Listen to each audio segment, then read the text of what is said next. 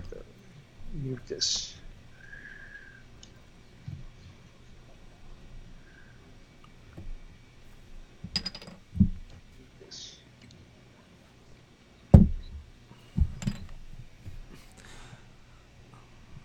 Stand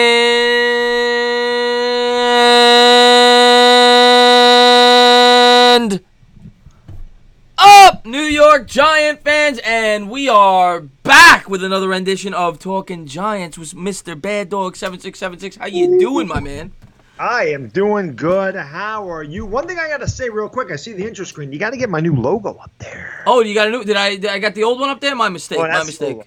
Oh, okay, my mistake. Yeah, that was the one I had saved on my computer. I'll have to update that next time. Update it. We're trying to upgrade everything over here, including the Giants' offensive line.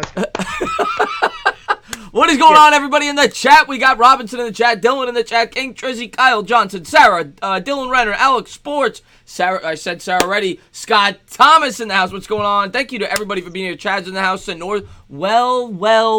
If it isn't Mr. Sonor, Joseph Kelly in the house.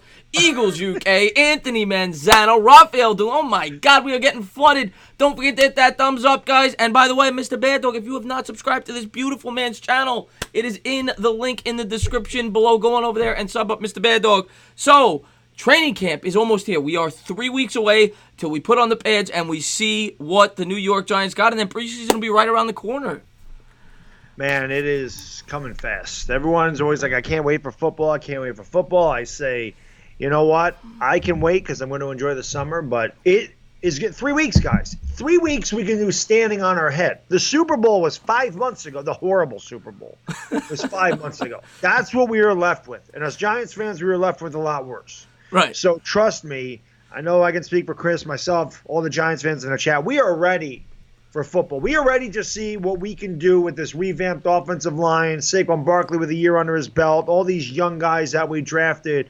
I mean, I'm ready to see it. And what I'm ready to see more than anything, if you guys haven't noticed the videos on my page about Daniel Jones, as you can see, I've turned the tide. I can't wait to see him playing preseason. I want to see Daniel Jones. Don't make a fool of me, please. I want to see Daniel Jones playing the preseason. Well, I think you and everybody in this chat that is a Giants fan cannot wait to see this kid play. Of course, the Giants, by us and the media alike, was criticized for taking him 6. I think we both still agree we would have preferred Josh Allen at 6, but we are both much higher on Daniel Jones than we were on draft night.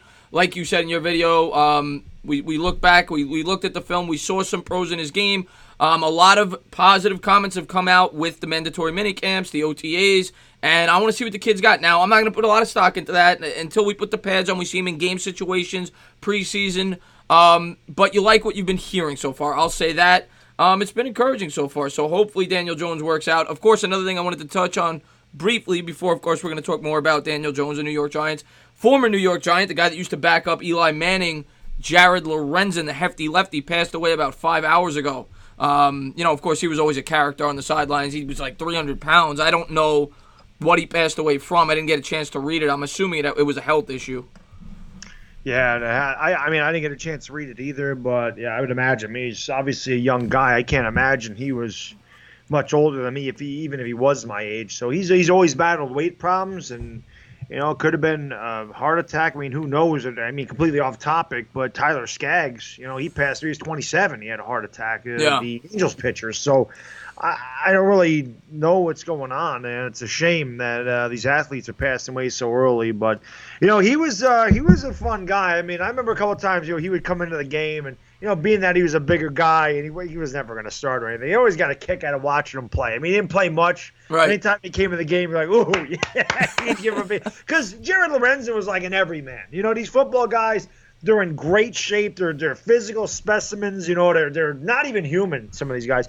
And here comes Jared Lorenzen, big beer swilling softball looking guy. He looks like he played in a looks like a bowler. He looks like a guy you see in a bowling league. Yeah. So guys could relate to him. Like, yeah, there's my man. So it's a shame, man. Once a Giant, always a Giant. So condolences go out to his friends and family, and prayers are with him. Yeah. The only thing I remember two things about Lorenzen. I remember they brought him in at early on in Eli's career in like third and short situations for QB sneaks. I remember that a few times. And I remember my good friend Brian and he still, he doesn't still say it to this day, obviously, but he said it all the way up until 2007.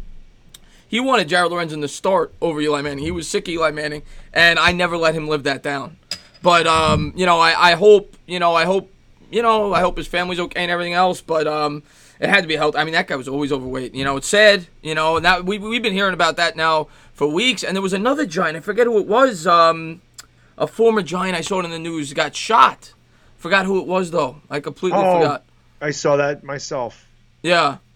I almost missed that. Thank you so much for the Super Chat, One Giant Rebuttal. The two best Giant YouTubers together on one stream. Dilly. Thank you so much for that Super Chat. I really appreciate it. By the way, Kid Blue, One Giant Rebuttal, two great Giant YouTubers in this chat. There. If you have not done so, please subscribe to both of those guys' channels. Those guys put out great content. And I see Pumpkin's in here. I always like when Pumpkin stops by. Pumpkin, yeah, I love Pumpkin. I've known Pumpkin. I've known him since I started on YouTube. So every time I see him, I just think to myself, I'm like, man, Pumpkin's been with me for 11 freaking years. I mean, obviously I took the break, but he's followed me for 11 years. He's the best. That's awesome, man. That's awesome. What's going on, Lamel Sinclair? Great subscriber of mine. Thank you for being here, buddy. If you guys haven't done so, please hit that thumbs up. Let's get some people in here as we are talking preseason football. 3 weeks away. We could talk a little bit about the schedule. We could talk about some positional battles. Let's start with the positional battles. What competition going into training camp do you find most intriguing? Do you find the cornerback, the middle linebacker, offensive line with the center, backup running back, third wide receiver? There's a lot of potential competitions here. Which one intrigues you the most? It's got to be the cornerback position. The DeAndre Baker, Sam Beal, Julian Love. Because, again, I'm a secondary guy. Right. So I'm very intrigued by the young secondary, see what guys can win in the cornerback slot. Definitely looking for – these are guys – this is things that I look for. I never look at the score in preseason. I don't care about the score. I look at how these guys are playing, so I'll be very excited to see how guys like DeAndre Baker and Sam Beal cover in the preseason. Obviously, we'll be very interested in seeing how the offensive line performs. But that third receiver position is also it's going to be up for grabs because Darius Slayton is really, really grabbing attention, and he has really looked good, and he's a burner. And these other guys, while they have talent, Corey Coleman's got talent, Cody Latimer's got talent, but there's a reason that they've bounced around from place to place. Right. So I'm not really sure what we're going to see there, but the third receiver slot definitely that and the cornerback spots. I think I'm the most intrigued by middle linebacker. I still don't think our linebackers are good, so I don't really know about that. But yeah, I remember when we drafted Slayton. You said that you knew about him because he played in the Big 12. And he's an exciting prospect. He's an exciting prospect. We'll see what he could do. I don't know if he's going to crack the third receiver because Coleman certainly has talent. But we'll see. I'm excited to see him play. In terms of the middle linebacker, they've said that Davis, who came in, I think he started the last 2 or 3 games for the Giants last year, has the ability. He's better in coverage than B.J. Goodson is. Goodson's more of a run defensive middle linebacker. But Davis has been starting minicamp, so they said he might win that battle. But I'm with you. I'm really excited to see the cornerback battle. Obviously with Justin Love as well. Justin Love's going to be competing to win that nickel corner position, which that'll be interesting to see if he could grab that spot. And that the secondary I think is what most Giant fans are really looking forward to on this year's defense. At least me. I cannot wait to see the secondary perform. We have not had a strong secondary in a very long time. Yeah, not since our Super Bowls back in 07 and 11. We had a really good, we had a really good secondary, but Eli Apple was garbage. We all know that, and we all know I was not a fan of Landon Collins. We had very poor cover corners and safeties. And, Landon Collins could tackle a little bit. Eli Apple could not tackle to save his life. So it'll be nice to see a guy like DeAndre Baker who's a gamer. You know what I mean? He's not the biggest guy. He's not the fastest guy, but he's a gamer. He's got a lot of heart. It's something that's not measured at the combine. It's something that you really can't measure. You either have heart or you don't. Right. That's why I love Baker Mayfield. Baker Mayfield's got all the talent in the world, but he's got the heart of a champion. Yeah. Kyler Murray's got all the talent in the world. He's got the heart of a champion. That's why these guys succeed. The guys with the heart, the guys that play their ass off week in and week out, no matter what the score is, no matter what the situation is, those are the guys that you want. And I always remember that Rams game we were getting our ass kicked 51-13. How Landon Collins, Eli Apple, they all quit. They all Snacks did. They all did. And you're absolutely right. And that I said that after the draft. The New York Giants went out there this year and they focused on football players rather than talent. Obviously you want talent, but they didn't go for the measurable guys. They went for the guys that are Dexter Lawrence. They went for guys that are grinded out football players. That's what they did, and DeAndre Baker represents that perfectly. And, everything you've heard about him in minicamp, he's looked great. They said he's really stood out. Jabril Peppers, I am really excited to see this guy play. I think Jabril Peppers could be in for a big season with the New York Giants. Just want to say what's up there. I see a bunch of people in here. Carlos Rodriguez. Kendra's here. Kendra's been a while since Kendra's been in the chat. Kendra's great. Carlos Rodriguez is phenomenal. Poppy's gold. Yes. We got a lot of people in here. Thank you for being here, guys. In here. I forgot what we were talking about. I just happened to see that there. So Joe Lutz in the house with the Honey Jack. Yes, the battles are the football players. Yeah, I mean, that's what it's all about. And like I said, with the whole Daniel Jones thing, I don't mean to interrupt you. Geomon said you better blanking say what's up to me. What's up to you, Geomon? What's up to you, diehard Giants fan? Scott Thomas, Poppy Chulo, Chad, Carlos Rodriguez. We try to say hello to everybody. Jeremy Hansman, thank you. Bobby Woodruff, thank you for being here. I did not see Mr. Softy before you ask. Afghanistan is in the house. Rafael DeLuna is in the house. Yeah, a lot of people. We really appreciate you all joining. Thank you so much. Always appreciate it, man. I say it all the time. I do a lot of things on YouTube. This is my favorite thing I do, is this show with Chris. Just talking Giants and getting to hang out with the chat. It's freaking awesome. But the whole thing, like I said, with the Daniel Jones thing, I mean, every day I'm trying to find new stuff on Daniel Jones. I try to look at a new film. I try to watch read different articles that I may have missed, when we drafted him. And, it's funny. I remember I did a video where I went off on Charlie Casserly about ripping Kyler Murray, saying he didn't interview well and teams weren't interested in him, and everything else. But one thing Charlie Casserly said that I did not see was that he said, and this is before he was drafted. I mean, he said Daniel Jones is the most pro-ready quarterback coming out of college. I agree with that, actually. I thought that before the draft. I thought that. Looking at all the guys, I was looking at the ratings. I was I went back to before the draft today. I was just looking at a lot of stuff and looking at how they're rating these quarterbacks.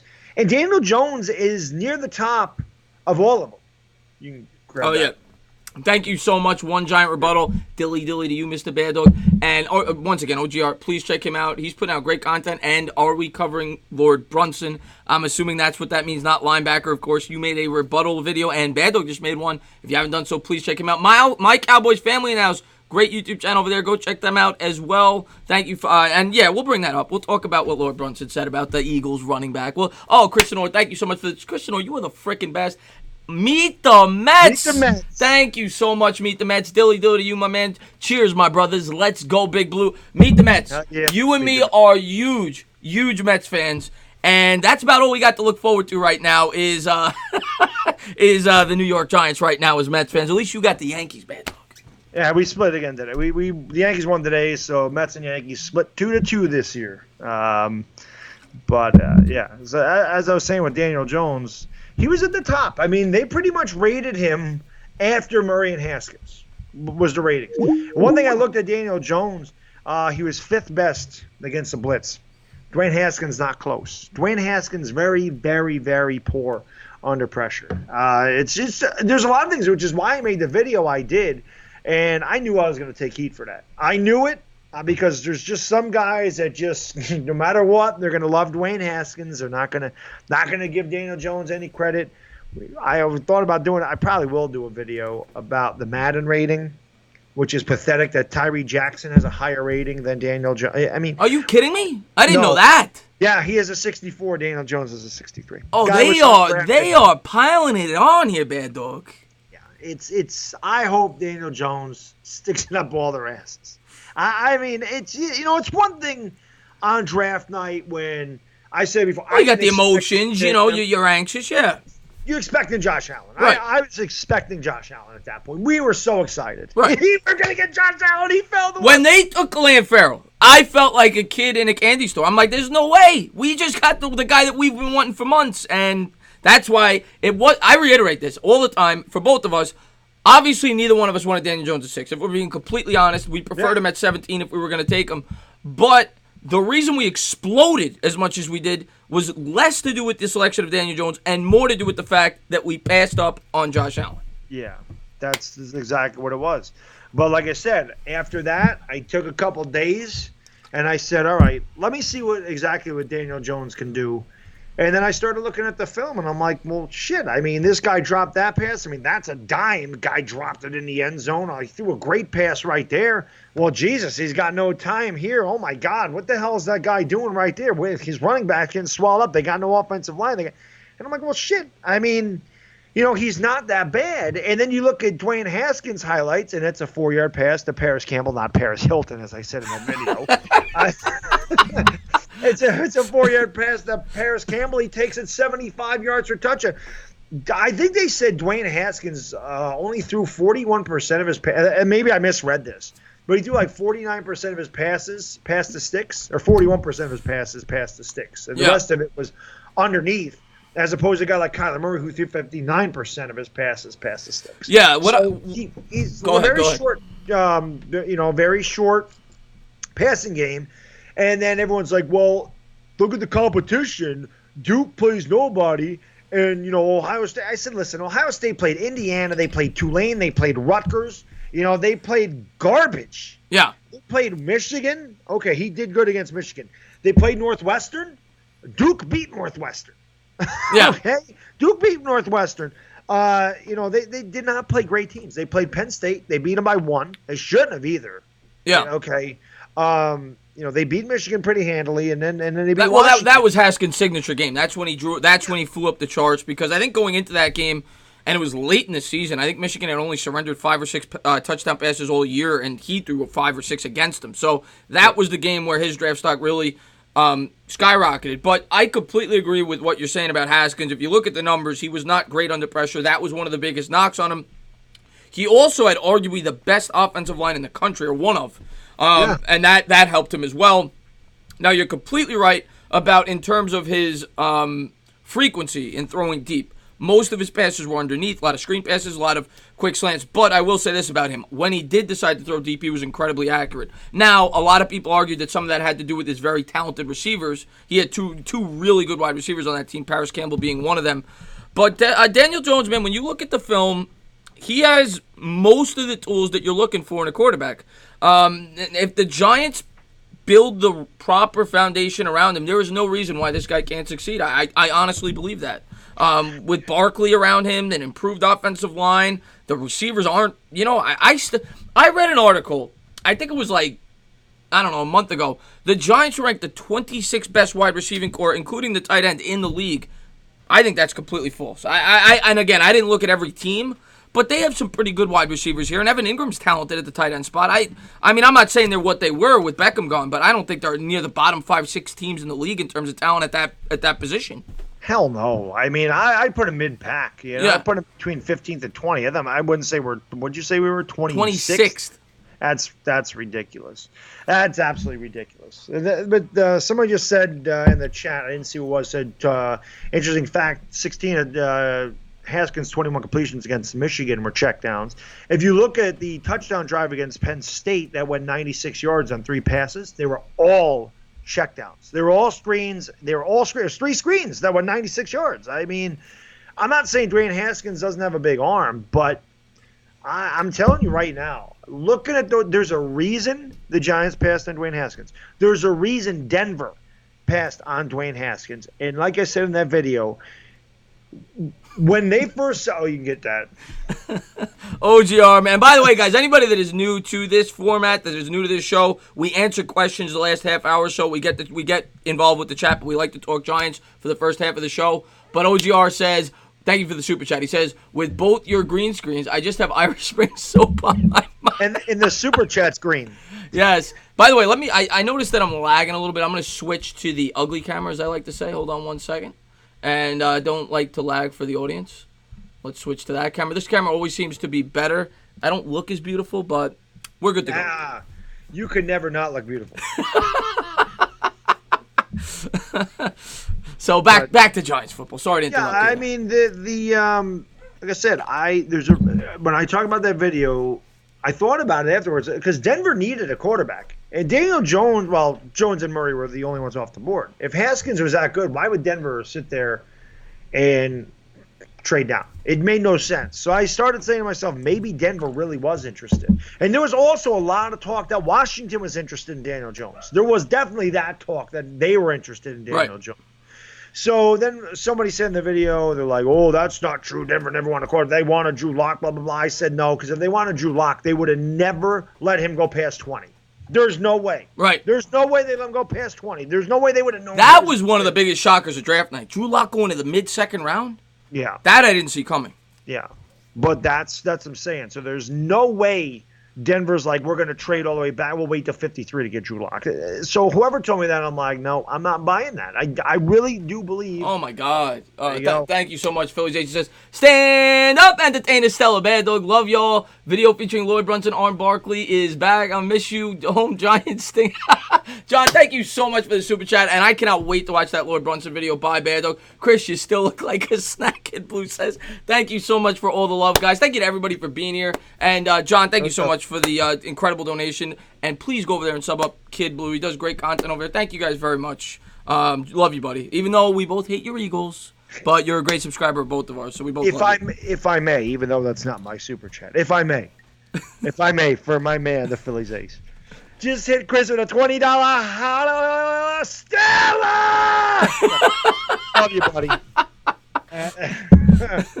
But, yeah, so, no, like I said, I totally changed my mind. That's what I'm most excited about. I mean, I want to see Saquon Barkley kick the ass. Right. I am most excited about seeing Daniel Jones under center against live NFL competition. I want this, and it's so funny considering how pissed I was. We were so mad this shit went viral. Right. Okay? Oh God, we were all over YouTube. We were on everybody's channel. We were in like 10 different Sports Illustrated. Are you kidding me? Everywhere. And whose face is on it? Me with the veins shooting out of my neck. I'll tell you this. I really think this on Monday Night Football. Whenever Daniel Jones gets to start this year, if it's this year or next year, I think they're going to show clips of fans reacting to Daniel Jones. I bet you we are going to be shown on television. I bet you. You're going to have to bleep out the audio. Well, yeah, you're not going to hear anything. It's just going to be beep, bleep, bleep, bleep, bleep, bleep. But I bet you're going to see his act. Are you kidding me? Yeah. Maybe in America. No, when they win a Super Bowl with him, America's Game will have it. Right. They'll have that on there. Yeah, it's just crazy though. Like I said, it's just going back and looking at the film, and I'm really anxious. I'm rooting for him. I am rooting for him because this kid's getting no freaking respect from anybody, and all he did was play for Duke. He played for a really, really, really bad college team with really bad players around him. They won 8 games. He won 2 bowl games over there. He led them to 2 bowl games. I don't know if they won. I do think he won 2 bowl games at Duke. Yeah. And he played in a more pro-style offense than Dwayne Haskins, and I can't wait to see Daniel Jones play.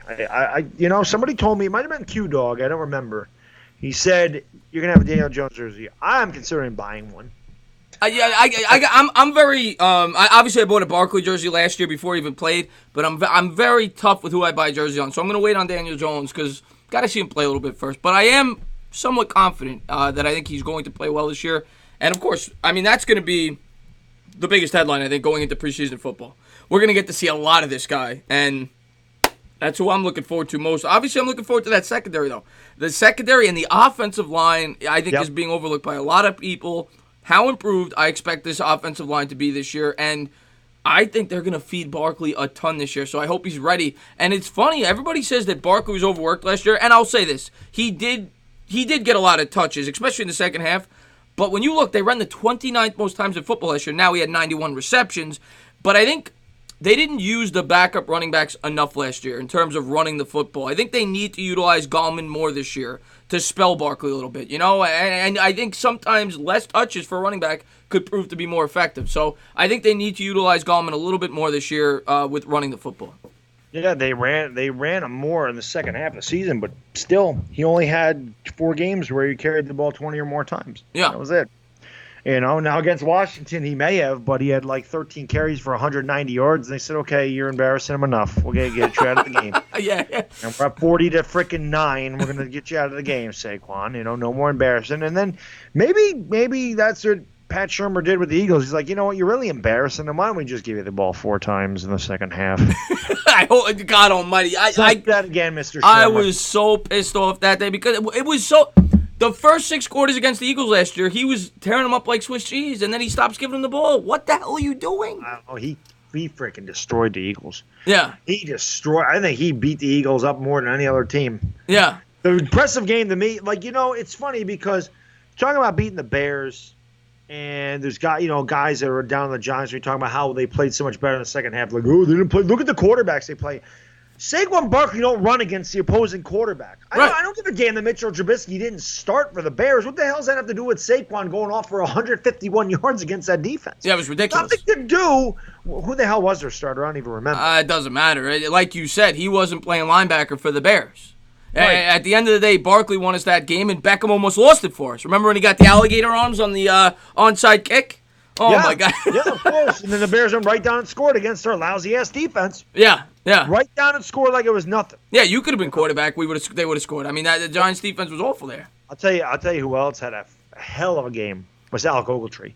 And that game, oh, you're absolutely right about that. He had that jump where he jumped up and picked it off and ran it back for pick 6. Then he had the Odell Beckham type of interception in the middle of the field with one hand. We were like, where the hell was this guy all freaking year? Yeah, you're absolutely right about that. Ogletree played a lot better in the second half. It's encouraging to think that if he could play as well as he did in the second half, he'll definitely help us. Now, he's not a great coverage linebacker, but if he could play as well as I'm just thinking that maybe he started to get acclimated to the system. I mean, it takes some time. We listen, Giants fans, we had a brutal schedule those first 8 games. Brutal. It was one of the toughest schedules in the league. We had a new coach. We had a new defensive coordinator. We had a rookie running back. We had a bad offensive line. We had new players come in here like Alec Ogletree. They had to take time. It had to take time to gel. Right. You could see us gel after the bye. Granted, our opponents were a little weaker, but we had the Colts beat. We had the Eagles beat. Yeah. They're both playoff teams. When we played the Colts, they were the best team in football. And they had won 9 in a row. We were in Indianapolis. They had every reason to win that game. They had to win.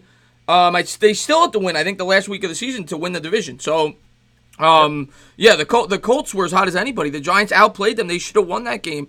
There were definitely very encouraging signs from the second half, and none of it had to do with Odell Beckham. Beckham missed the last 4 games, right? So, the Giants with an improved offensive line, second year with Barkley, second year with the defensive system under Betcher. You've brought in more players that fit the scheme better. Could be encouraging things this year. That's all I'm going to say. I don't want to get overly optimistic. I don't want to sound like a guy that thinks the Giants are going to go 10-6 no matter what. I'm not picking that. But I think the Giants can be a lot better than the media makes them out to be. That's all I'm going to say. I agree. Oh, thank you so much, diehard Giants fan, for the super chat. He says, congrats on 9K, Chris. Dilly. I really appreciate that. Congrats on 9.4. I saw Christian Orr type that in earlier. Yes. Congrats on that. What's going on, Robert Smith? Thank you for popping. We're rising up together. We're gonna have 1 million in a couple of months. This, I wish. One thing I'll say, I watched Knicks fan TV stream the other night. Oh, he's great. 1,400 people in there. Yeah. That's what I want for this show. Yeah. I want that type of crowd here, and we're gonna get it. Yeah, I love that channel. That's a great channel, Knicks Fan TV. Great guy over there, CP. He does a great job over there. Yeah, he does. They do a really good job over there. Yeah, it was fun just listening to those guys talk. I really didn't comment much, but it was good to listen to them talk, especially because the free agency and everything else. Yeah. But I know what I was gonna say. So just show of hands in the chat. Who's going to that Jets-Giants game, man? I'm just curious. I know a lot of people are asking. I'm like, I'm there, man. Yeah, I'm there. I'll be there. Did I miss Carlos' super chat? Did I miss a super chat? Oh my God! I can't scroll up on the chat. What did it say, Baddog? I'm sorry. He said. He said they may use Saquon less for more Gallman touches. Obviously, Saquon will still get 90% of the snaps, and he'll be so efficient, so we won't even care. Thank you so much for the super chat, Carlos. Carlos has been incredibly generous for both of our channels. Thank you so much for the super chat. Sorry I missed that. I was talking to Baddog. So basically what he said was we're going to use Gallman more and it will make Barkley more efficient. Was that what I gathered from the super chat? Pretty much, yes. Yeah, and I completely agree with that, Carlos. If I was the coach, that's what I would do. Now, you still need to use Barkley's the guy. The offense revolves around Barkley. It starts and ends with Barkley. But if you could put Barkley in a better position to succeed, by all means. I agree with that. I think the Giants need to use Gallman more this year. They didn't use him enough last year, in my opinion. Gallman's a good running back. We should use him more. He needs to get an opportunity. Like they kind of use him sporadically, but I've said this before, I believe. He reminds me a little bit of Ahmad Bradshaw, where he is not like the biggest guy, but he finishes his runs. Like he finishes, he'll take a 1 yard run and make it a 3 yard run. Like he gets those extra yards. He's not a guy that just goes down when you hit him. He's not a huge guy, but he's a good power runner. He can catch the ball out of the backfield, and he's pretty elusive when he gets out there. I mean, he's a good backup. He's a good backup running back. So Giants should try to find a way to get use more packages with Wayne Gallman. I would like to see packages where they use Gallman and Barkley. To be honest with you, I'd like to see some split back sets for the Giants. I could see that. Get some both creative. Both those guys can catch. Yeah. So why not? It just brings another threat. Who was the name? Well, I forgot the guy's name. There was a quarterback that they brought in, undrafted from Syracuse, that they said was going to play the same role that the backup quarterback for the Saints played last year. I forgot the guy's name. God, I forgot his name. Yeah, I don't know if he's going to make the roster, but that will be interesting if the Giants could implement that to the offense, because we saw the effect it had on the Saints offense last year. We saw it against our Giants, for God's sakes. L.A. Lou, thank you so much for the super chat. He says, hanging with you, gents, on a rare Thursday while we wait on Kawhi. Talk Giants to take your minds off the Knicks. Dilly. I'm going to tell you this. Eric, I think it's Dungy. Yeah, Eric Dungy. Yeah, that's the quarterback from Syracuse. That I think would be a nice twist to the offense if the Giants could add that. He really helped the that player. What was the guy's name on the Saints again? I keep forgetting. The quarterback. Taysom Hill. He really helped that offense last year. We remembered against the Giants there with that fake punt. That would be a nice tweak to the offense. I'd like to see that. But, oh, man, thank you so much, One Giant Rebuttal. Chris, ask Baddog about his private jet YouTube money he has been holding. Yeah, I was all over the place. When I say L.A., Lou is in the house. Yeah, I had a busy day Sunday. Wow. The night before, Saturday night, I was in I was in Colorado for the Dodgers and Rockies. And then I had to fly across the country into London to be there for the Red Sox and Yankees. Yeah, you're all over the place. Then I caught the red eye back for the NBA free agency where I was in the Garden. So I did a lot of travel. I went from Colorado to London, back to New York, and tonight I'm back home. Actually last night at Citi Field, but I didn't have to go very far because the Garden and Citi Field are like right around the corner. So I didn't have to go very far to get to Citi Field. But tonight I'm back home. It's nice. Now tomorrow night I'm probably going to be L.A. Lou. When do the Dodgers play tomorrow? I need to check my schedule. I need to see what time I need to flight out of here because I'm probably going to do the Dodgers tomorrow if they play at night. I always say, guys, anybody that is not subscribed to this guy, link in the description. If you like live streams, I literally don't think I get text message. I always say this. When I get an alert, Bad Dog's live. So if you like live streams, please subscribe to this man's channel. Like he said, he was in London. He went to wherever you went, Argentina. I don't know where he said he went. But he was all over he was in the 7 continents this week, and he'll be in the 7 continents again next week. I actually haven't been live streaming as much. Yeah. Now that you would stream you would stream ping pong, I think, if you were into it. I would. I never. I freaking love. No, you're. Oh my God, the Phillies. Thank you so much for the super chat. The Phillies, incredible. John, thank you so much. Bad Dog, thank you for that shout out, my friend. Eagles need to win the Super Bowl again to see another epic run from you guys. No, they do not. No, they do not, John. Please no. I love you, but I cannot root for that to happen. I'll tell you what. You want to talk about a bad Super Bowl? 2017, the Eagles versus the Patriots. I know you don't hate the Patriots, but for me, no. I am not a Patriots fan, and I had to watch the Eagles go up against. I didn't know what to do. I didn't know who to root for. I mean, obviously, I'm rooting for the Patriots, but I hated both teams, and that was a miserable night for me. That was kind of like when the Yankees played the Phillies in the World Series in 2009 for me as a Mets fan. That was a great World Series, and I don't know what the hell you're talking about. I enjoyed it thoroughly. Listen, man. John. You know you're my man. You know that. I love you, but man, if I may say, screw the Eagles. Okay, no more damn show. Listen. I had to deal. I've had to deal with watching the Red Sox win a World Series 4 times here in the last 14 years, and I had to deal with that. I don't want to see it again. Thank you so much, Eagles UK. Says, Bad Dog left his hat at my house Sunday. I was wondering where it was, Eagles UK. I was wondering what the hell he was all the way in the UK. He left the hat there. Eagles UK is a great, tunes into all my videos. Always appreciate that. Thank you for being here, buddy. And thank you for the donation. Oh man, I forgot. I was gonna say something very clever to Bad Dog, and I just got thrown off. That's all right. We'll get back to it.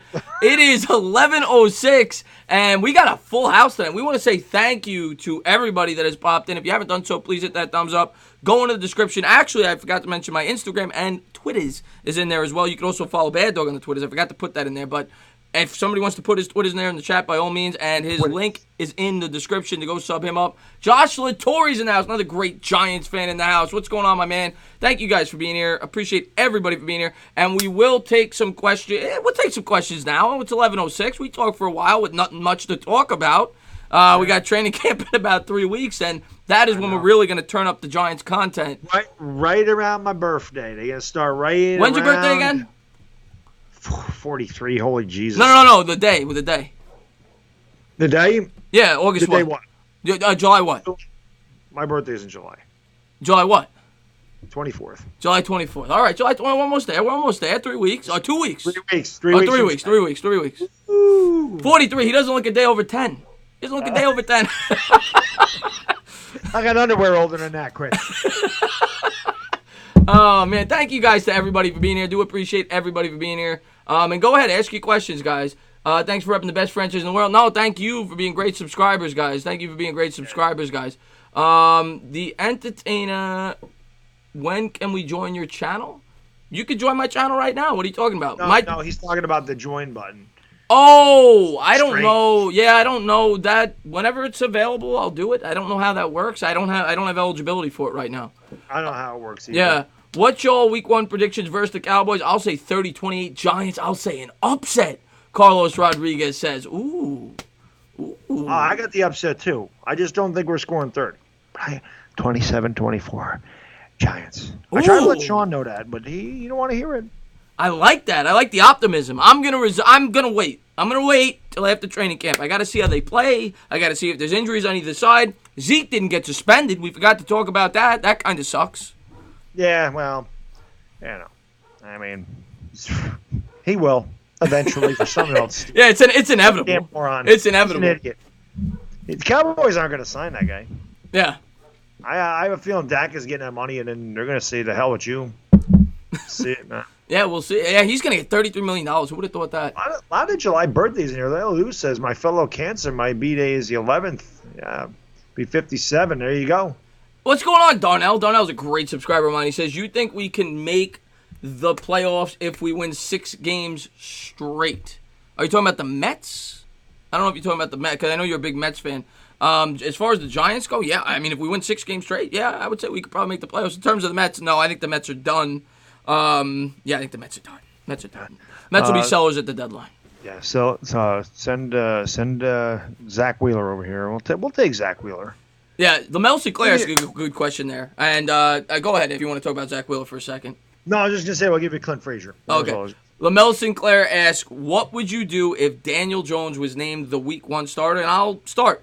If Daniel Jones is named the Week 1 starter, I'm going to get behind it. That would mean that he really earned it, because I think Eli has a stranglehold on that right now from everything you've heard, and I think that's the right decision. I think you have a guy here to mentor Daniel Jones. I think it's the perfect situation to hand over the torch. I think Eli should start the season. Now, if Daniel Jones takes over Week 1, that means that Daniel Jones was unbelievable in preseason, and Eli Manning stunk it up. I think if Eli Manning's even average, it doesn't matter how Daniel Jones plays. Eli Manning's playing Week 1. Eli Manning would have to play awful, and Daniel Jones would have to play great.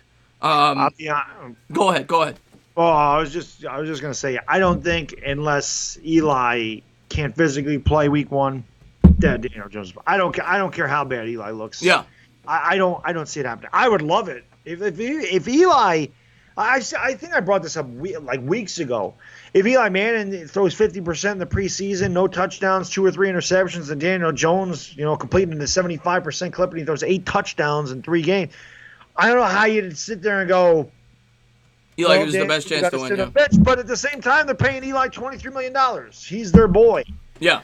Not going to do it to him. They're just not going to do it to him. Daniel Jones is going to play when the Giants games mean nothing, whether that means we've clinched a playoff spot, we have nothing to play for, or we're out of the playoff picture and we have nothing to play for. That's when you're going to see him play. Philly Lights. I don't know if I'm pronouncing the channel correctly, but he did chime in on my Eagles video when I said I thought the Eagles were overrated, and he basically just said he doesn't understand how I think they're overrated. Now, I'll say this: I'm not saying the Eagles are a bad football team. Eagles are still a good football team. I just think every rankings I'm seeing, they're third, they're fourth, they're first. They're in the top 5 in every round. I don't think they're a top 5 football. I just don't. I think the Cowboys. I stand by this, and I could be wrong. It's just an opinion. I hate both teams equally. Trust me. I don't like the Cowboys. I don't like the Eagles. If I had to bet, I would bet on the Cowboys to win the division this year. I would too, just because I think they're the most complete team. I think they have a better running back. I think they have a better O-line. I think they have a better defense. I'll give the edge. I'll give the quarterback to the Eagles, neither wide receiver core is great, but I think that Amari Cooper is better than anybody Philadelphia has, and Dak Prescott's shown the ability to play every game. He hasn't been injured, and Carson Wentz has been injured the last 2 years. Not saying Philly can win this division, because they definitely can, but at the same time, I just think Dallas is the best team going into the year. I don't mean that they're going to be the best team by the end of the year, but going into the year, I think they're the best team. Yeah, I think they have the better defense. I think when they're healthy. Last year their offensive line was banged up. I think they have a better offensive line, and obviously they have the best playmaker on either team with Ezekiel Elliott. So I would lean Dallas, and I think when I say I'm predicting 9-7 for the Eagles, that doesn't mean they can't win 11, 12 games. I just think they're going to win 9. I think the Eagles have gotten some fortuitous bounces the last few years, particularly against the Giants. We've seen that. Yeah. So I just think I think they'll win 9 games this year. I really do. That's going to be my pick for them. Phil J says he agrees with me 100%. Barkley's the best running back over Howard. That's an Eagles fan, guys. Oh, that's not even a debate. That's not even a debate. Like I said, I one thing I do say in that video. I say, I don't know what's worse. I said, I don't know if it's worse that Brunson is saying this stuff, or if that there's fans or there's people on his page going, yeah, Brunson, that's right. Jordan Howard's better than Barkley. I said, well, what the hell? This is blind sheep. I don't care what you say, Brunson. You can say the moon is made of cheese, and I'm on board now. I see. So I keep seeing Mike Nixon asking me if I'm going to do a training camp preview video. You could bet your bottom dollar on that. I'll be doing extensive. I don't know if I'll do a preview or while it's underway, but I'm definitely going to have a lot of coverage on training camp, much like I did with the mandatory minicamps. I may even go there before I go to Texas. I haven't decided yet because I know it starts on July 25th, so I may go there for one day. We'll see. I might. One thing I want to say, I can't believe that they only have 10 days that you can go to the training camp facility. When they played in Albany, man, you could go any day you wanted. Yeah. Every day that was open. That's a shame, right? I missed them. I know you do, man. You always talk about it. Every time we do the show, you talk about how much you miss it. I've been here for 16 years. Yeah. I went last year. It was a lot of fun. It was only the second time I had ever went last year, and a lot of fun. It really is a great experience. If you are a Giants fan, I really do suggest trying to get out there and catch training camp. I really do. I have a question. So if you go to training camp, are you going to go up to Ron Effect and say, are you even tall enough to ride a roller coaster?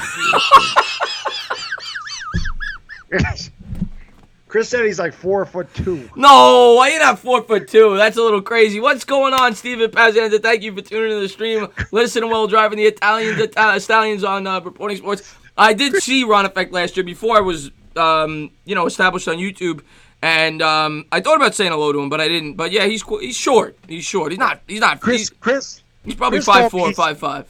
Chris told me he's short enough that you could put your beer on his head and be like putting on an end table. That's not true. That's not true. I did not say that, Ron Effect, if you are listening. You're right. I said it. Oh, man. I have to. You can't. You know me, guys. I'm bad dog. I'm going to tell you. The trash talk is just there. I can't do nothing with it, man. I can't do nothing. Well, you can take the guy out of the TTC. You can't take the TTC out of the guy. I don't know what to tell you. So, Chuck. Yeah, I don't know if you guys have noticed it. Some of my comments and stuff in my videos, the TTC bad dog is still around.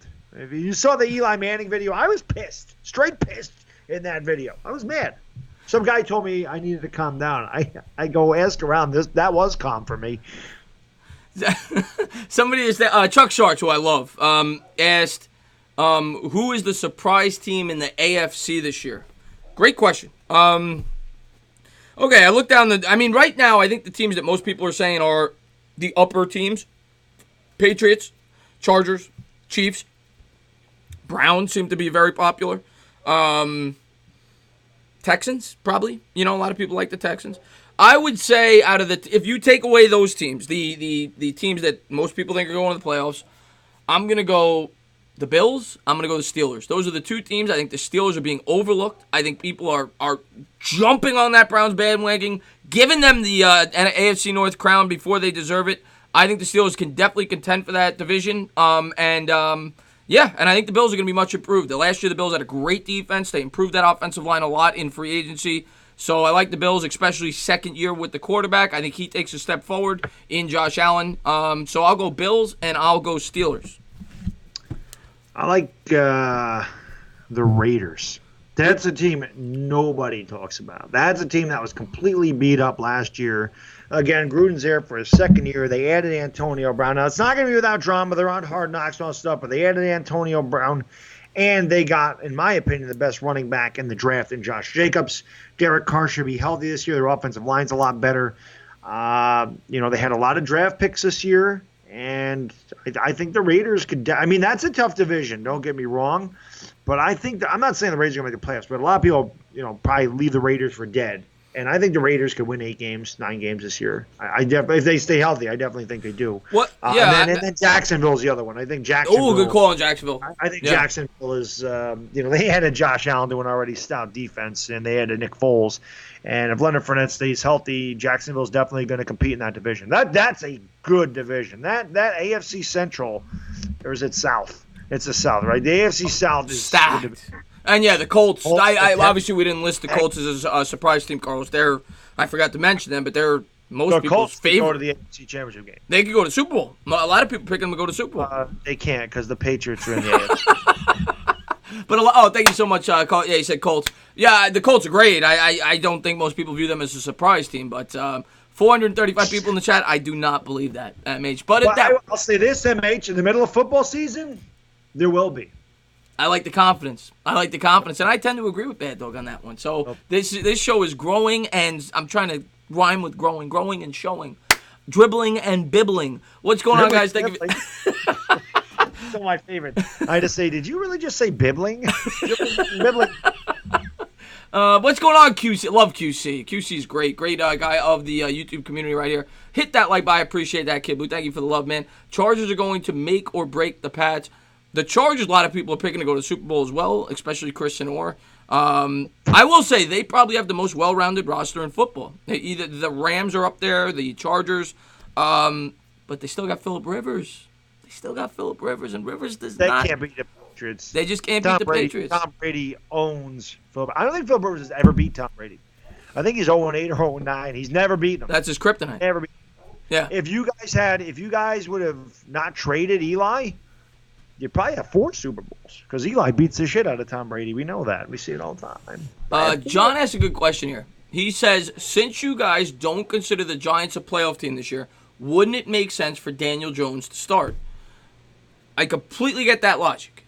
But you have a guy in Eli Manning on the roster, and he's a guy that I think is still on the roster to mentor Daniel Jones. And I think that the Giants will take the same approach they did with Kurt Warner. Now, if the Giants are in the race, I think they stick with Eli.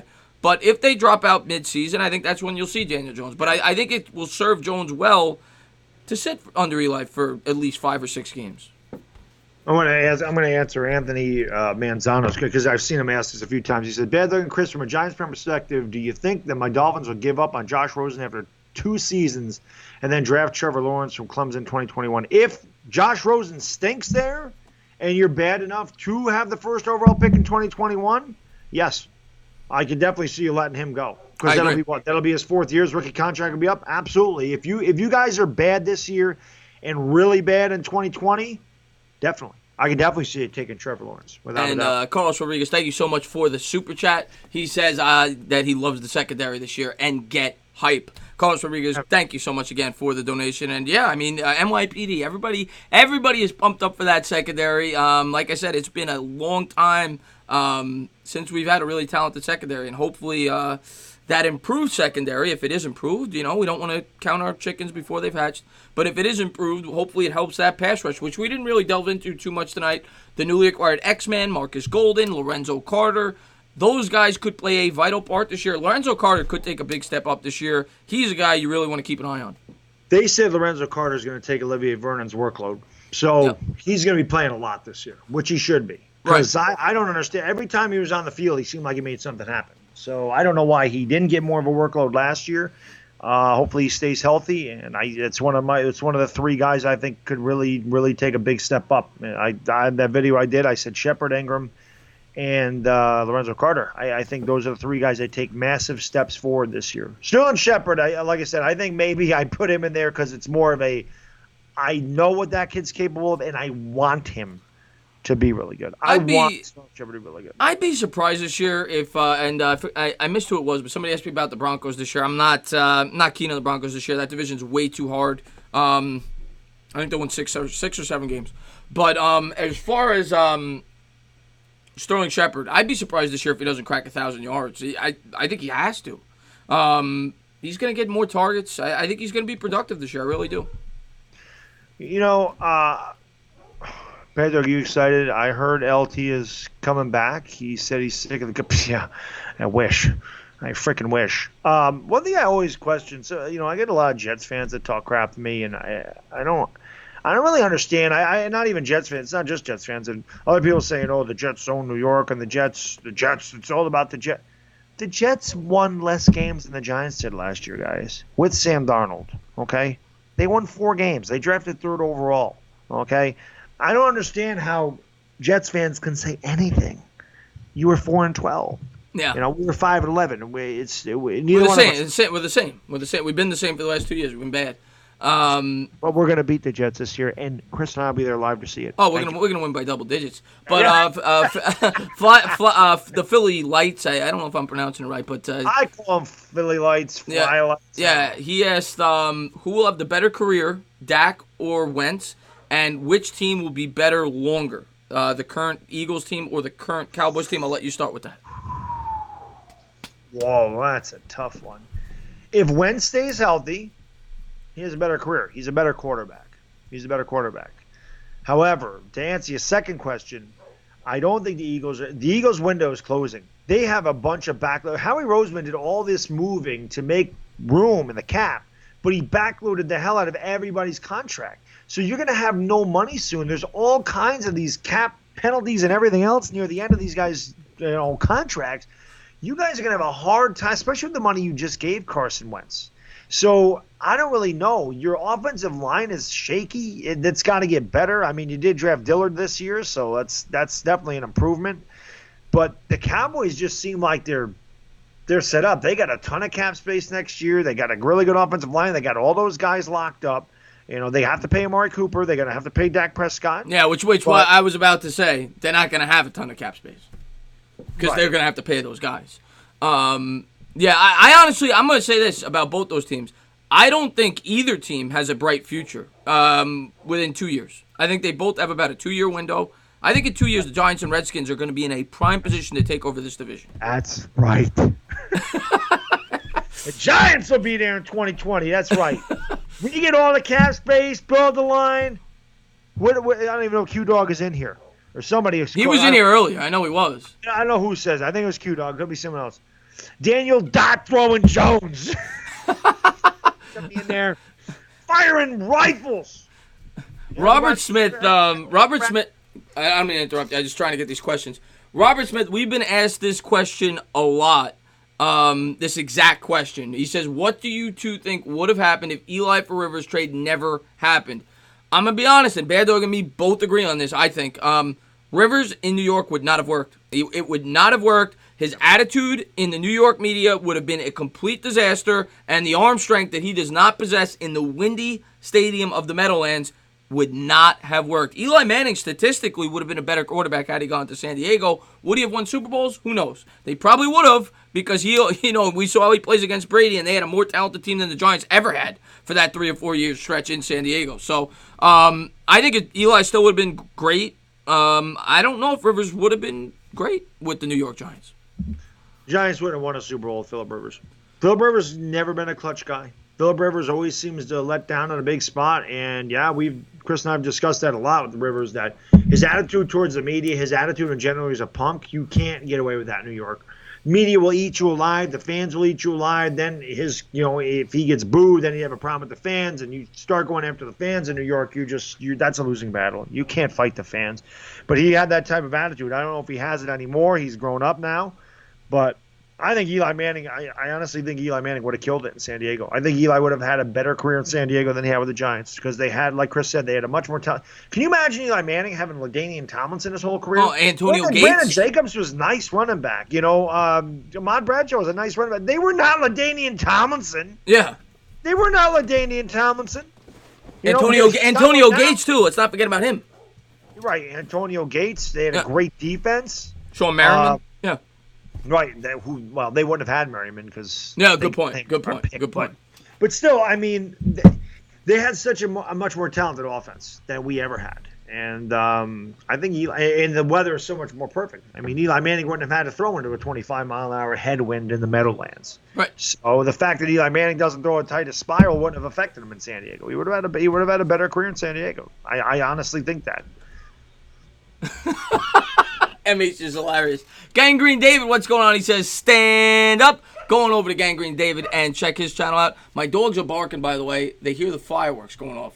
July 3rd, we're a day early. People are shooting fireworks up all over my neighborhood. Hopefully JPP's not out there. We all know what happens with him. His other hand off.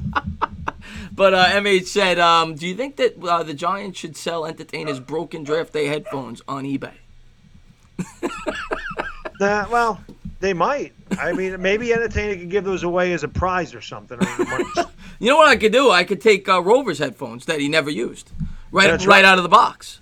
Yeah. Speaking of Rover, he said he's going to Vegas for like the summer league. But Rover is going to be on the Doghouse very soon. He that's texted awesome. me. He actually called me. He called me when I was driving the other day, and I obviously can't pick the phone. I forgot to put my Bluetooth on because I'm an idiot. I never put that on. I have that option. I never use it because I'm an ass. But I get home, I see it ringing. I'm like, shit, I can't answer that. So I get on my text, and I say, what's going on, buddy? He's like, hey, man. He goes, I just want to tell you that show with One Giant Rebuttal, that was awesome. Oh, he called me today and said the same thing. He said the same thing to me. He said it was so awesome because I would love to do it. I go, you know how many people are like wanting you on that show? I go, of course we're going to do it, So I said about Friday. He said, can't do it Friday because he's going to be in Vegas. He said middle of the week works better. I said, we'll have to figure something out. Rover's going to be on the show, guys. Rover's going to be in Vegas? Yeah, I think he's leaving tomorrow. Oh, I like that. He's got to do some content from Vegas. Yeah, he's going to be at the Summer League. Oh, that's awesome, man. So is Knicks Fan TV. Yeah, he is. Yeah, he is. So they're doing a meet and greet or whatever. That's awesome. And Kendra, we appreciate that. Kendra has been with my channel, I think, since we played the Cowboys week 2, but maybe it was, I don't know. She's been with my channel for a while, and she's been a great subscriber. She's a great subscriber of Bad Dogs, and we appreciate all the support that she gives us. Thank you, Kendra. Absolutely. Even though you're a Cowboys fan, Yep. Well, so is Taylor. Yeah, so is Taylor. Good call. Cowboys fans in here. We have some Cowboys fans. A lot of Eagles fans. They're some of our best fans. Yeah, it's true. It's true. The fact that Eagles and Cowboys fans will come to a Giants show to hang out with us, it tells you all you need to know. We're all football fans, So yeah. It's, there you go. Poppy Goat's another great subscriber, both of ours, and a big Cowboy fan over there. Jedi, I don't know who you're talking about. You said, who do you think will take the running back spots when the season starts? I don't know if you're talking about the Giants, but it's going to be Barkley and Goldman for us. I don't think there's any competition for running back for the Giants. Yes, absolutely. No, maybe it means the backup running back. There's some competition there. But I think it'll probably be Gallman. But, we'll see how it goes in training camp. But Barkley obviously is the guy. Barkley's the whole offense. My pop is a Cowboys fan. Yeah, you're damn right. The house is divided. I think that would be funny though if you ever married or you had a close family member that was a rival. I always thought that'd be funny if your wife liked the other team. That'd be a fun little quarrel. I would never freaking marry a Cowboys fan. Get her out of here. Get her out of here. On Bad Dogs. My question. Yeah, I was gonna say on Bad Dogs dating profile on Bumble. First thing says, "Are you a Giants fan?" If you're not a Giants fan, you're out. You're out. He's swiping left. That's what it is. The first thing, do you smoke? That's what you smoke never. But then after that, Eagles or a Cowboys fan, and if they say either one, the hell with you. You're He's out. swiping left. That's He's out of here. That's 3 strikes. You like the Eagles? 3 strikes. Right. Freaking Eagles! Somebody just said, "Oh, where the hell is it?" I just said, "Why can't?" I just saw somebody say, "Why can't we beat the Eagles?" Where the hell did I just see that? I think Jones can be special, says Chuck Sharts. He probably ball out in preseason, put pressure on Eli. I hope so, Chuck. That'd be great. Do you think Oh, I forgot we had Rod Smith, Jedi. I think Rod Smith is in there for short 3rd and 1s, 3rd and 2s, 4th and 1s, goal line. I think that's what he's there for, honestly. Barboski asked a good question there. He said, who do you think will lead the Giants in receptions? He thinks Barkley. I hope it's not Barkley, because I think if Barkley leads the team in receptions, then the Giants' offense probably isn't playing that well. It means there's a lot of checkdowns. I'm hoping Shepard. But it's very interesting because anybody can. Ingram could, Shepard could, Tate could, Barkley could. There is 4 players that legitimately could lead the team in receptions. Eli's going to spread the ball around this year because he doesn't have some guy making him throw him the ball. He doesn't have a guy in his ear saying, "Throw me the ball, I'm open. Throw me the ball, throw me the ball, throw me the ball." He don't have that this year. Yeah. Not going to get that. There's no Odell Beckham to force the ball to appease his ego. That's Baker Mayfield's problem. Right. Who by the way, is going to win MVP. You're still going with that? Yeah. I actually texted my buddy today. I said, "What are the odds?" So let me know because I'm doing it. He's winning MVP. Wow. Winning MVP. I'm a huge Baker fan like yourself. I'm not going to go that far, but I do think he's going to have a very good year. Win MVP. Because Cleveland's been bad for so long, they're going to win that division, and NFL, media, and everything, let's give it to Baker. What are you guys streaming this weekend, LA Lee? Well, Baddog's streaming 3 things a day for the next 5 days.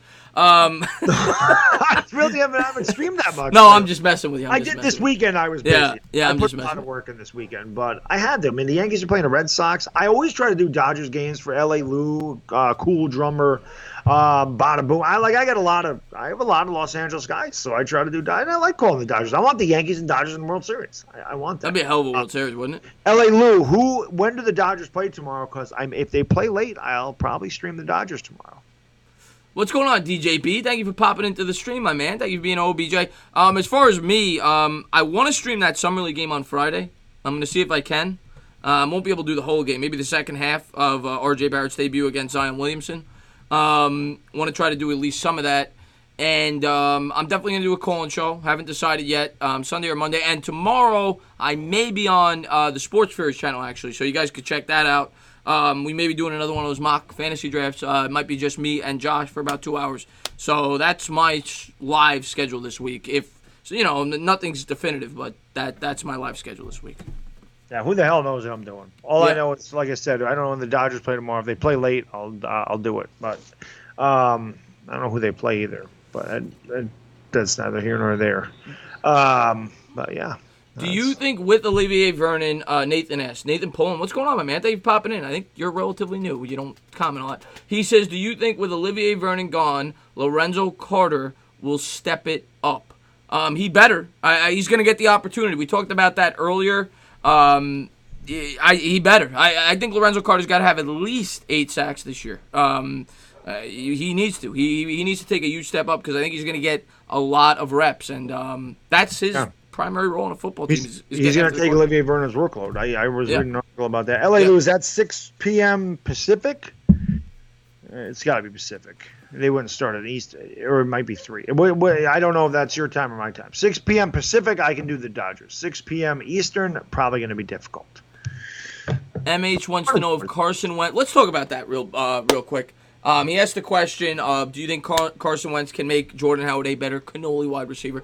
Let's talk about the Lord Brunson video. We'll talk about that for a bit. If you haven't done so, by the way, I haven't even gotten a chance to watch it. He uploaded it literally minutes before we went live. He had a rebuttal on Lord Brunson. Cannot wait to watch that. But he asked, can he make him a better wide receiver? I'll answer, and then I'm going to let Baddog, and we'll talk about Brunson, who I like. I like his content. He's a nice guy, but I don't agree with a lot of things he says. As far as Jordan Howard goes, he's got hands of stone. He always has that hands of stone. He's not a good wide receiver, period, end of story. Doesn't matter who the quarterback is. The guy can't catch, in my opinion. So, no. The answer to your question is no. But let's talk about LB. Let's talk about Lord Brunson. I've also said, I don't know how many times I got to tell MH this. Not every quarterback can make a guy great cannoli wide receiver. Vinny Testaverde could do it. Okay? Vince Ferragamo. We discussed this, MH. Okay? Carson Wentz is not Italian. He can't make anybody a cannoli wide receiver. I don't give a damn if it's freaking Antonio Brown or Odell Beckham. Right. But we can discuss LB. Yeah. Well, just his take on I guess what he said about Jordan Howard and what he said about Saquon Barkley. Is he out of his mind? Did he forget to take some pills? I think what he's doing is trying to do his best Stephen A. Smith impersonation. I have to firmly believe that's a troll. He's job. too smart. He's too smart to think to think this, right? There's nobody in their right mind that's going to sit here and tell you that Jordan Howard's a top 5 running back in this league. And he might not be a top 5 running back in the NFC East, let alone the league, as far as I'm concerned. Rice could be better than him. Peterson is There's a running back on his team who could be better. The rookie they drafted. Better than him. Right. A couple things I said. Well, you haven't watched a video, but a couple things I say. I actually mentioned that Miles Sanders could end up starting for them. And, oh, God, I forgot where else I was going with the other thing about Jordan Howard. I said this, and this is fact. If somebody asked Brunson last year, give me the top 5 running backs in the league, I guarantee you don't say Jordan Howard. I guarantee it. Yeah. If going into last season you say, Brunson, give me the top 5 running backs in the league, Jordan Howard's nowhere to be found. If Jordan Howard was a Giant, he would say he's trash. Right. Yeah. So I can't, like I said, I like him. I know what he does on here. I get it. I played that role. I know it very well. And I did it, dare I say, better than anybody. But there's a point when you really just have to be honest and not just – that's just an outlandish thing to say. He's not a good talking about 2016, and that's got no bearing on 2019. His production has dropped precipitously for the last 3 years. It was terrible. I mentioned this too. Barkley had 11 more carries than Jordan Howard last year. 11. That's it. Right. He had 354 more yards on the ground behind an inferior offensive line. It's almost 31 yards a carry more. You know what? This ends the debate for me. This ends any debate with Jordan Howard even being near top 5. Would Saquon Barkley get traded for a 5th-round pick? No. Would Ezekiel Elliott get traded for a 5th-round pick? No. Would Alvin Kamara get traded for a 5th-round pick? No. Would Christian McCaffrey get traded for a 5th-round pick? No. Yeah, they wouldn't even get traded for 2nd-round picks. That is why Jordan Howard is nowhere near those guys, period, end of story. There's a guy trying to tell me when I commented on his video that Jordan Barkley will be better, but Jordan Howard is better now. I said, what in what world are you living in? So this is what I said, and he didn't respond. I said, I'll tell you what, I'll make a bet with you. I will guarantee that when the NFL releases its top 100 players of the year, Barkley's ahead of Jordan Howard.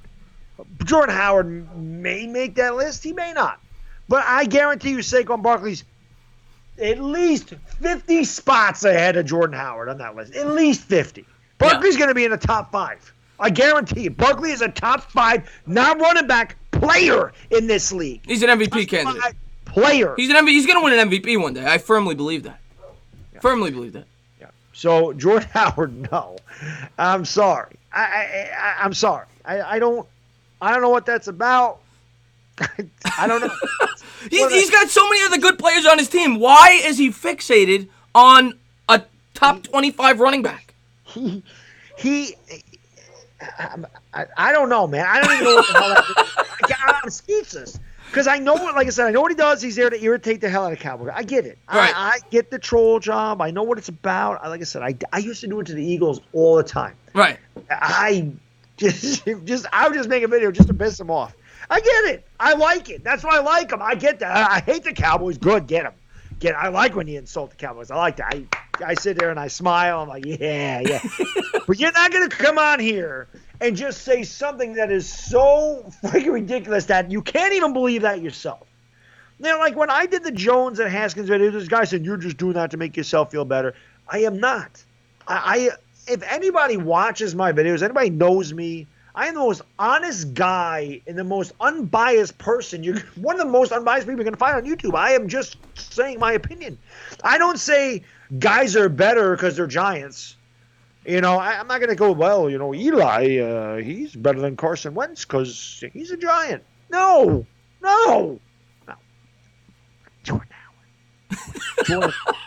Jordan Howard is basically Jordan Howard. You know what Jordan Howard is going to be in 2 years? You could mark this down. You could timestamp it. You could record it. In 2 years, maybe 3, Jordan Howard will be Jonathan Stewart last year on the New York Giants. That's what Jordan Howard will be. He's a slow, plodding running back that gets worse every year. Now, granted, people say he wasn't meant for that system last year, and they said he suffered because of it. And he'll probably play better this year behind a better offensive line in Philly if they have a better offensive line. I don't know if they do.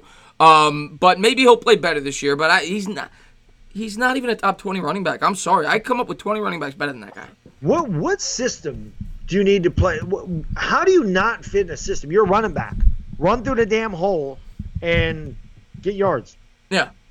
Period. What system do you need? If a running back that's a great point. If a running back needs a system to succeed, he's not a good running back. Yeah, exactly. Give Saquon Barkley a good offensive line. The guy's going to run for 2,000 yards. Yeah, that's the system. Saquon don't even need it. Saquon don't need anything. I run inside, run outside, run backwards, run forwards. Run. Do a handstand through the freaking line. Do a cartwheel through the line. It don't matter. I remember somebody telling me, "Oh, Zeke." I'll never forget this. When I did the Zeke, when I said Barkley's better than Zeke, someone said, "Well, Zeke Elliott can hurdle people. Saquon can't." I'm like, "Yeah, he hurdled a freaking guy. He jumped 6 feet in the air, hurdled Amos for the Bears." What the hell are you talking about? Is that how we judge running backs now? How high they hurdle? Is this an Olympic competition? I think that Saquon hurdles higher than. Look at it. When you watch my video, it's my green screen background. Oh, Saquon Barkley is on another planet. Period. End of story. And in my opinion, and I know we're Giants fans, maybe we sound a little biased. I don't care. In my opinion, based on talent, there's not a running back near him in the NFL. There is not a running back built the way he is, as strong as he is, that can move the way he does, that has the hands that he does. This guy's got better hands than most wide receivers in the league. He can do anything you ask him to do. Anything. And even though Daniel Jones is not running like Kyler Murray. Oh, this is another thing I saw about Daniel Jones. So they talk about his yards per reception. It's one of the lowest in the league, one of the lowest in college, whatever, blah, blah, blah. On play-action passes, his yards per reception doubles. He's one of the best quarterbacks in college on play-action passes. He's going to have the perfect freaking guy to run a play-action pass because you ain't going to get a better running back than that guy.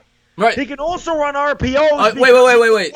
Are you sure Jordan Howard's not a better running back than him? Do you think we should trade Barkley for Jordan Howard?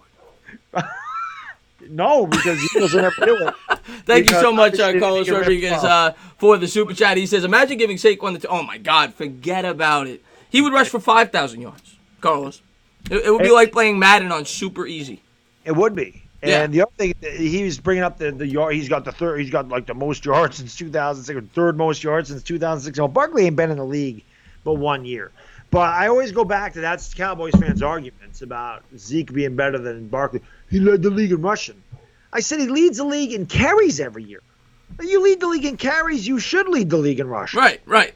So come on, man. And then they're like, well, he's only 12 yards or 12 total yards behind Barkley for yards from scrimmage. I said, yeah, but he had 29 more touches than Saquon Barkley had. All you need to know is Jordan Howard, the last 2 years combined, has 2,300 scrimmage yards. Last year, Barkley almost had 2,100 yards in one season behind an atrocious offensive line. He has almost as much as he has in 32 games in 16 behind a bad offensive line. Yeah. It's not even debatable. Lloyd Brunson is so far off base with this that it's comical. It is and I like Lloyd Brunson. I've talked to Lloyd Brunson off of YouTube. I've talked about collabing with him. Great guy. And part of me thinks he's doing this to stir up controversy. To get his name out there, to get people talking about the Eagles, and that's probably what he's doing, and he's doing a great job at it because we're talking about him now. But there's no way he's too smart of a guy to actually believe that. At the same time, I could never do a video like that just to just to say something so foolish to have people talk about me. I wouldn't want people talking about me in that light. Yeah. I want people talking about me saying, like I keep going back to this Jones and him because for whatever reason this video is constantly getting 40 to 50 views an hour for 6 days. This has happened. It is there's over 400 comments. It's just a really good debate, and I get people saying, well, you're a Giants fan, blah blah blah. So I get that, but I did a lot of research on this, and this with the way I make it sound, I want people to sit there and watch that video and go, you make some good points. Right. You make good points about it. And I did have a couple Redskins fans go, you know what? When I read the title of this video, I just figured you were a biased Giants fan, didn't? But you make a lot of good points. He said, I still don't think Jones will be better than Haskins, but he said you really make a lot of good points in this video about why he can be. Yeah. I don't know. Ms. Rahi says, I love you guys, but I'm shocked you're even entertaining this. Well, you're absolutely right. I'm shocked that we're talking about it. We were just so blown away by it, but you're absolutely right. We shouldn't be talking about it. You're absolutely right, Ms. Rahi. Do you know why we're talking about it? Not much else to talk about. There's not much else to talk about. That's really the only reason. I mean, we're in the middle of football season. We're not even entertaining it. It's July 3rd, man. There's just nothing to talk about. Oh, Skins fan all day. Thank you so much for the super chat. He says, stand up, fellas. Thank you so much for the super chat. I really do appreciate that. Go on over there and check out Skins fan all day. What's going on, boys for life? Thank you for tuning in the stream. Jeff Billings in the house. Jeremy Hansman says, chill, Bobby. Bobby, you're not a loser. But stop saying that you're a loser. Bobby, everybody loves Bobby. Every time Bobby goes live, I think me and Bad Dog, if we're near a computer, we are there. Because he is incredibly entertaining. He's the first person I've ever known that slept with his babysitter. I was just going to say, losers don't bang their babysitter. The pimps do that, Bobby. Pimps. Old school pimp. Bobby Woodruff. Bobby's awesome. You know why I say he's a loser? Because I guess he went undrafted, nobody signed him. People kept saying Bobby Woodruff's still a free agent during my stream when I was doing the NBA live stream. The free agency, they kept saying Bobby hasn't been signed yet. I haven't been signed yet either. Everybody's signing channels. Ms. Rahi says, I'll give you a topic. Let's talk about the Giants. Gibbs make the. I don't know if you maybe had a typo there. What's going on, Texas Liberty? Thank you for tuning in the stream. Love Texas Liberty. He's great. Bobby's awesome. I think DeAndre Baker will give up his first touchdown. He will get angry and lock everyone down. I hope so. DeAndre Baker has not given up a touchdown in 2 years. 2 years in college football. And he's going to be a really good cornerback. I really believe that. I said that months leading up to the draft. I was hoping. I would have been happy if they took him at 17. They traded up at 30. Love it. And thank you so much for the super chat, RW98. He says, Eli or Big Ben? Eli. It's very close for me. If I'm being completely honest, it's very, very close. Both have 2 Super Bowls. Eli's performed better. Big Ben, in his first Super Bowl, had one of the worst Super Bowls in NFL history. A lot of people don't realize that. He played awful in that game. Gave them that game. Yeah, he got carried in that game. The second game, he played very good. He had the great game-winning drive, the catch by Santonio Holmes. We all remember it.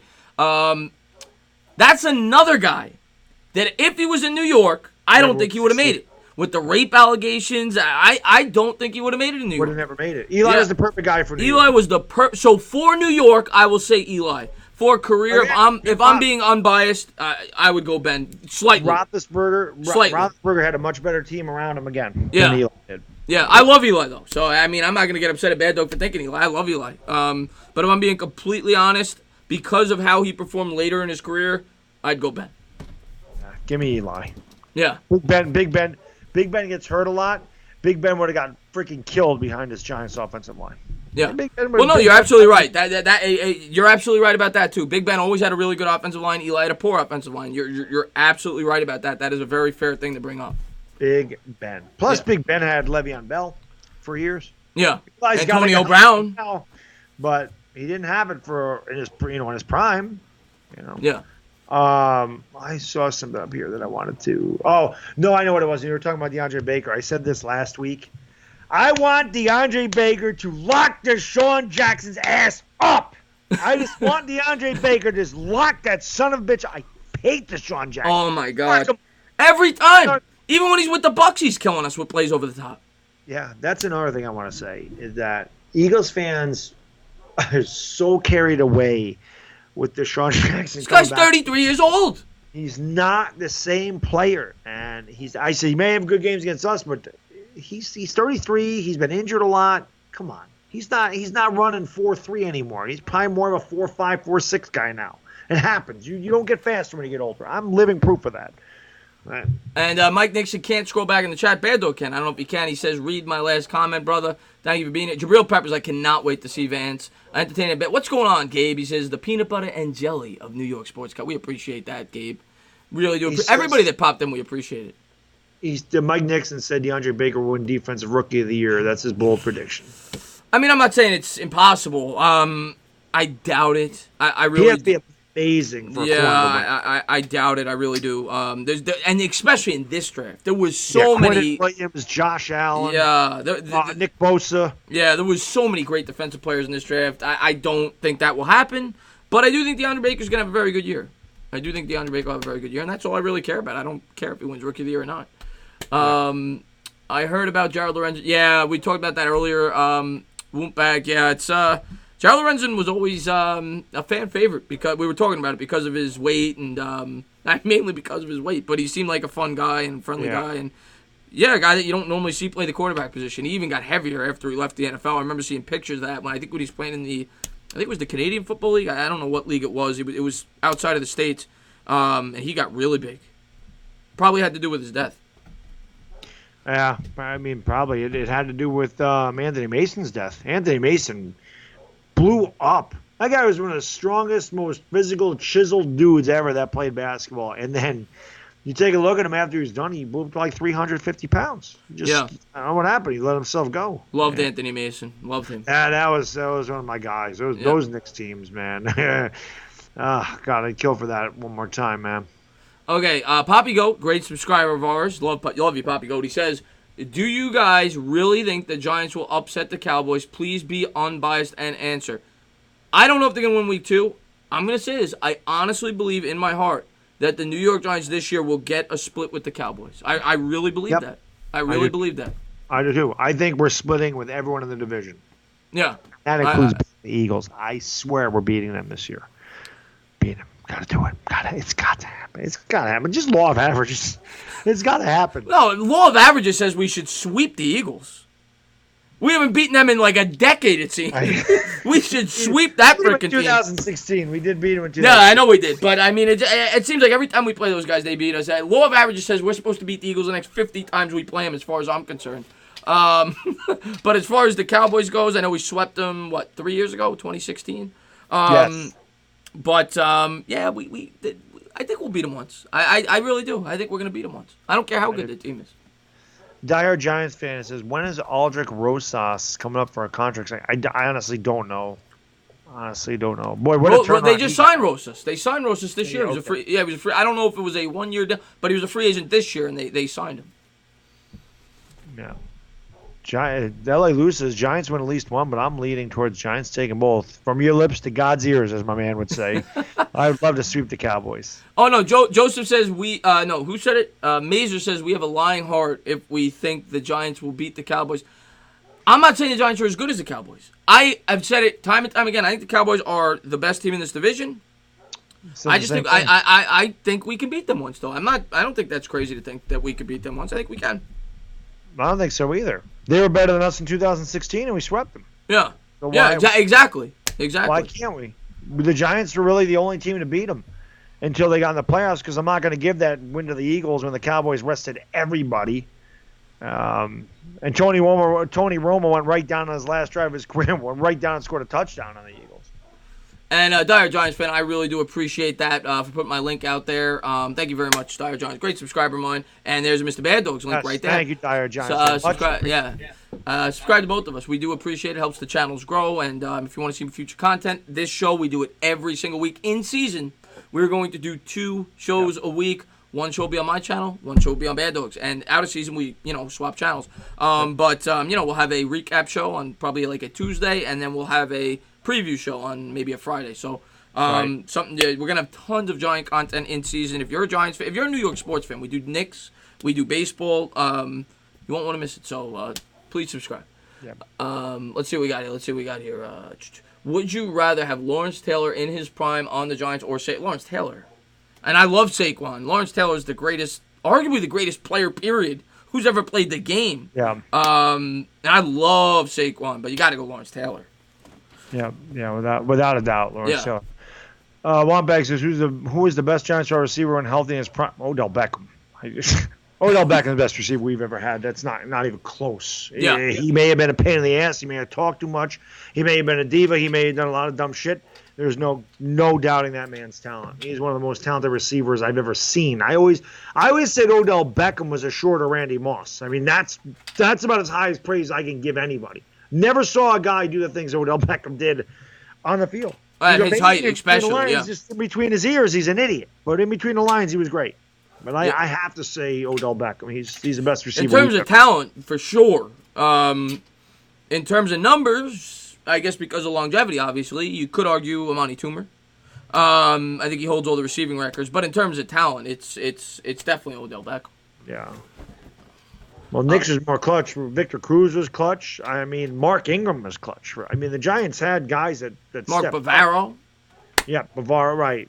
Victor, but Odell was just Odell could play. See, Odell just told us himself. He says, "Yep, I've done stupid stuff. I'll admit it." Yep. Victor Cruz tore his ACL in Philly. Yep. And then he tried to come back, and he strained a calf, and he never recovered from that. So he was off for 2 years, and he just didn't have it anymore. That was the end of his career. And Tim Peck says Marcus Golden or Lorenzo. And by the way, I know Tim. It's an easy way to misspell, but Marcus Golden actually spelled with a K, not a C.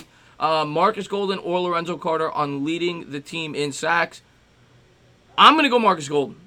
I know you said that last time. You like it. I'm gonna go Marcus Golden. I think he will lead the team. I think he fits the system very well. He's from everything you've heard, he's back to full strength. The guy had 12.5 sacks the last time he was healthy in this exact system. I'm gonna go Marcus Golden. What about yourself? I like Lorenzo Carter, man. Yeah. Give me the Carter. LC, let's do it. LC. I don't. I hope they get. I hope they both get 20. That'd be awesome. That'd be awesome. Let them tie with like 13.5 apiece. Yeah. King says the Knicks are going to be in the lottery again. I'll say this. Maybe I'm being optimistic. I'm not picking the playoffs, but I wouldn't be shocked if they get the 8 seed. 7 or 8 seed. I can't. Yes, we're in the lottery again. We probably will be. Probably have the best percentage of getting it and probably pick 4th again. That's the damn Knicks. I don't know what else to say about the Knicks.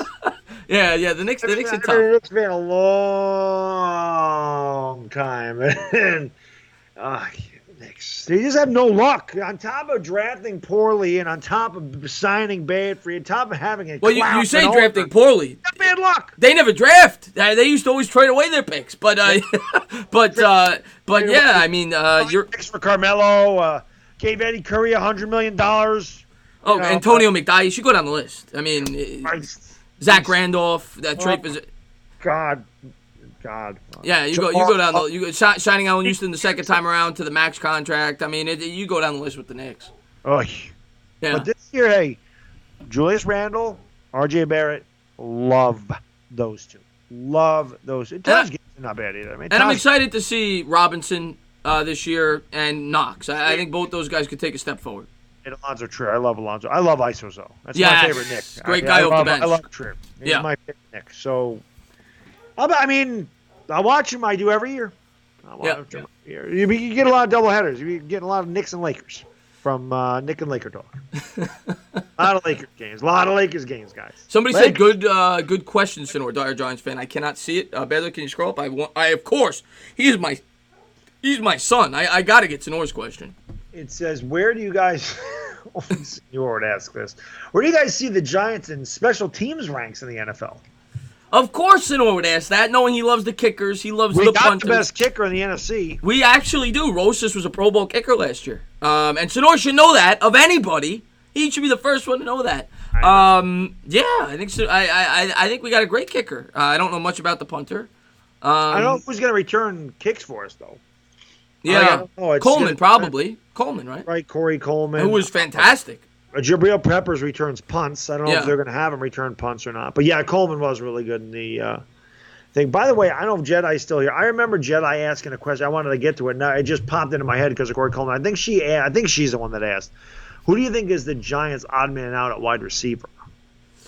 Ooh, that's a good question. In terms of not making the roster or not getting playing time, because that's, that's tough. I would say probably not getting the playing time.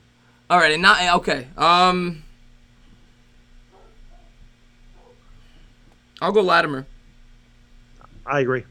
I think Latimer makes the roster, but I think a lot of people I think going in thought he would be the third receiver. I think Slayton and Coleman, one of them will win that job.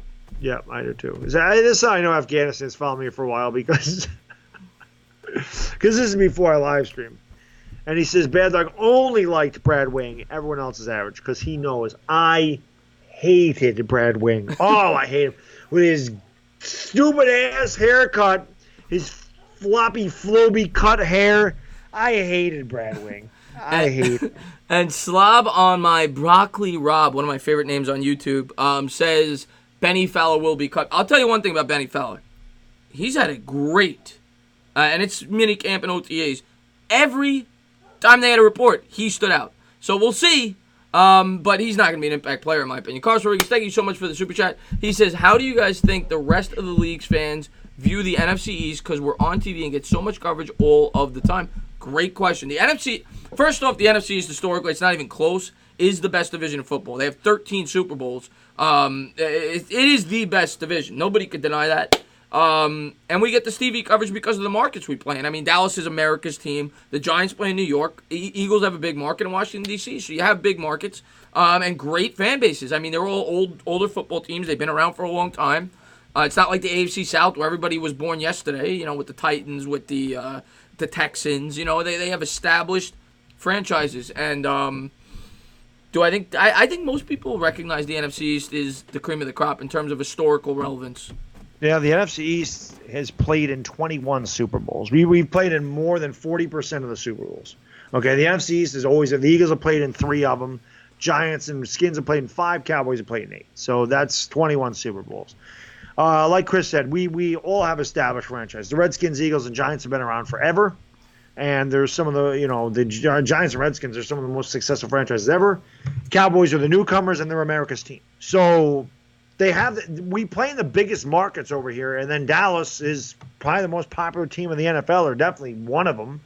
So that's why they get so much coverage. We're just in huge media markets, and the rivalries between the teams here are, with the exception of the NFC North, where you got the Bears and Packers. That's obviously a huge rivalry, but Giants, Eagles, Cowboys, Eagles, Giants, Redskins, Cowboys, Redskins, Eagles, Redskins. I mean, they're all huge rivalries. Yeah, because there's a lot of hatred, but there's a lot of respect that goes in this division. They just did a poll. I didn't agree with it, but 3 out of the top 4 fan bases were in the NFC East.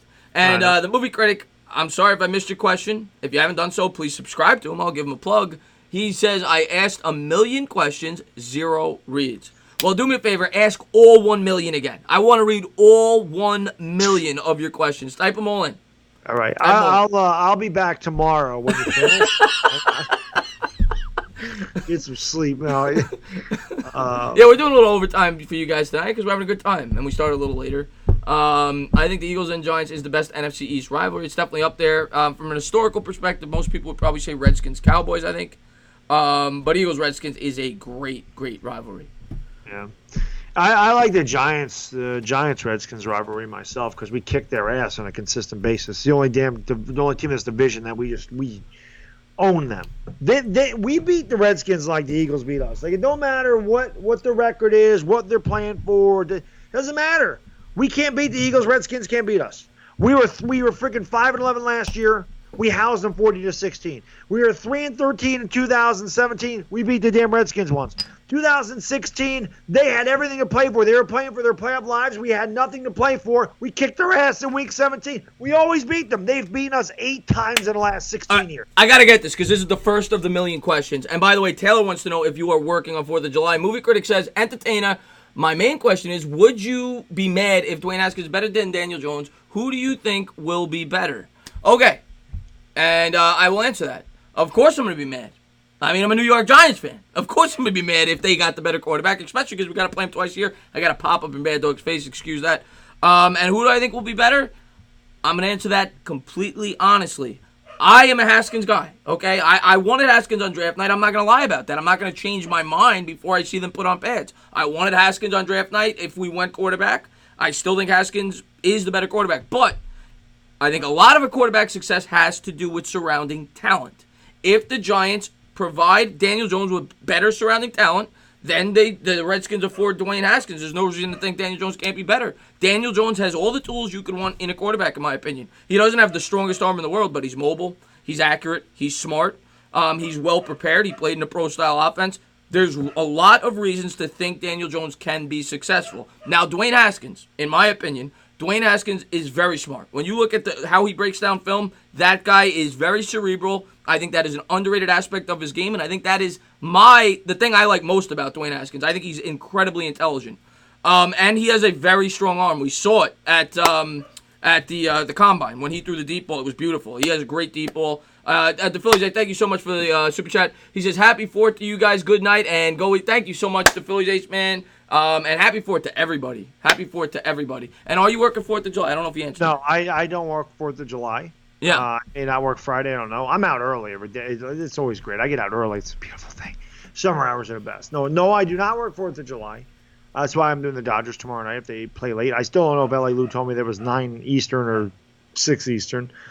Now, as far as the question that movie critic asked, pretty much everything Chris said I mentioned in that video between Haskins and Jones, that I think Daniel Jones can be more successful because I think he's got a better situation. I was not a Haskins guy, never was. I was a Kyler Murray guy. Everybody knows that. I wanted Kyler Murray. There's no doubt about it. If you would have told me going into the draft, I would have definitely said Dwayne Haskins is the better quarterback, but the more I broke down the film, the more I looked at everything, I honestly think Daniel Jones is just going to – I think he can succeed more. I just do. I mean, because in the NFL, it's about decision-making.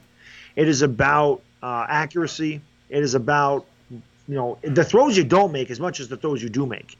And Dwayne Haskins is not good under pressure. He cannot get out of the pocket. He has a tendency to struggle, and he forces throws under pressure.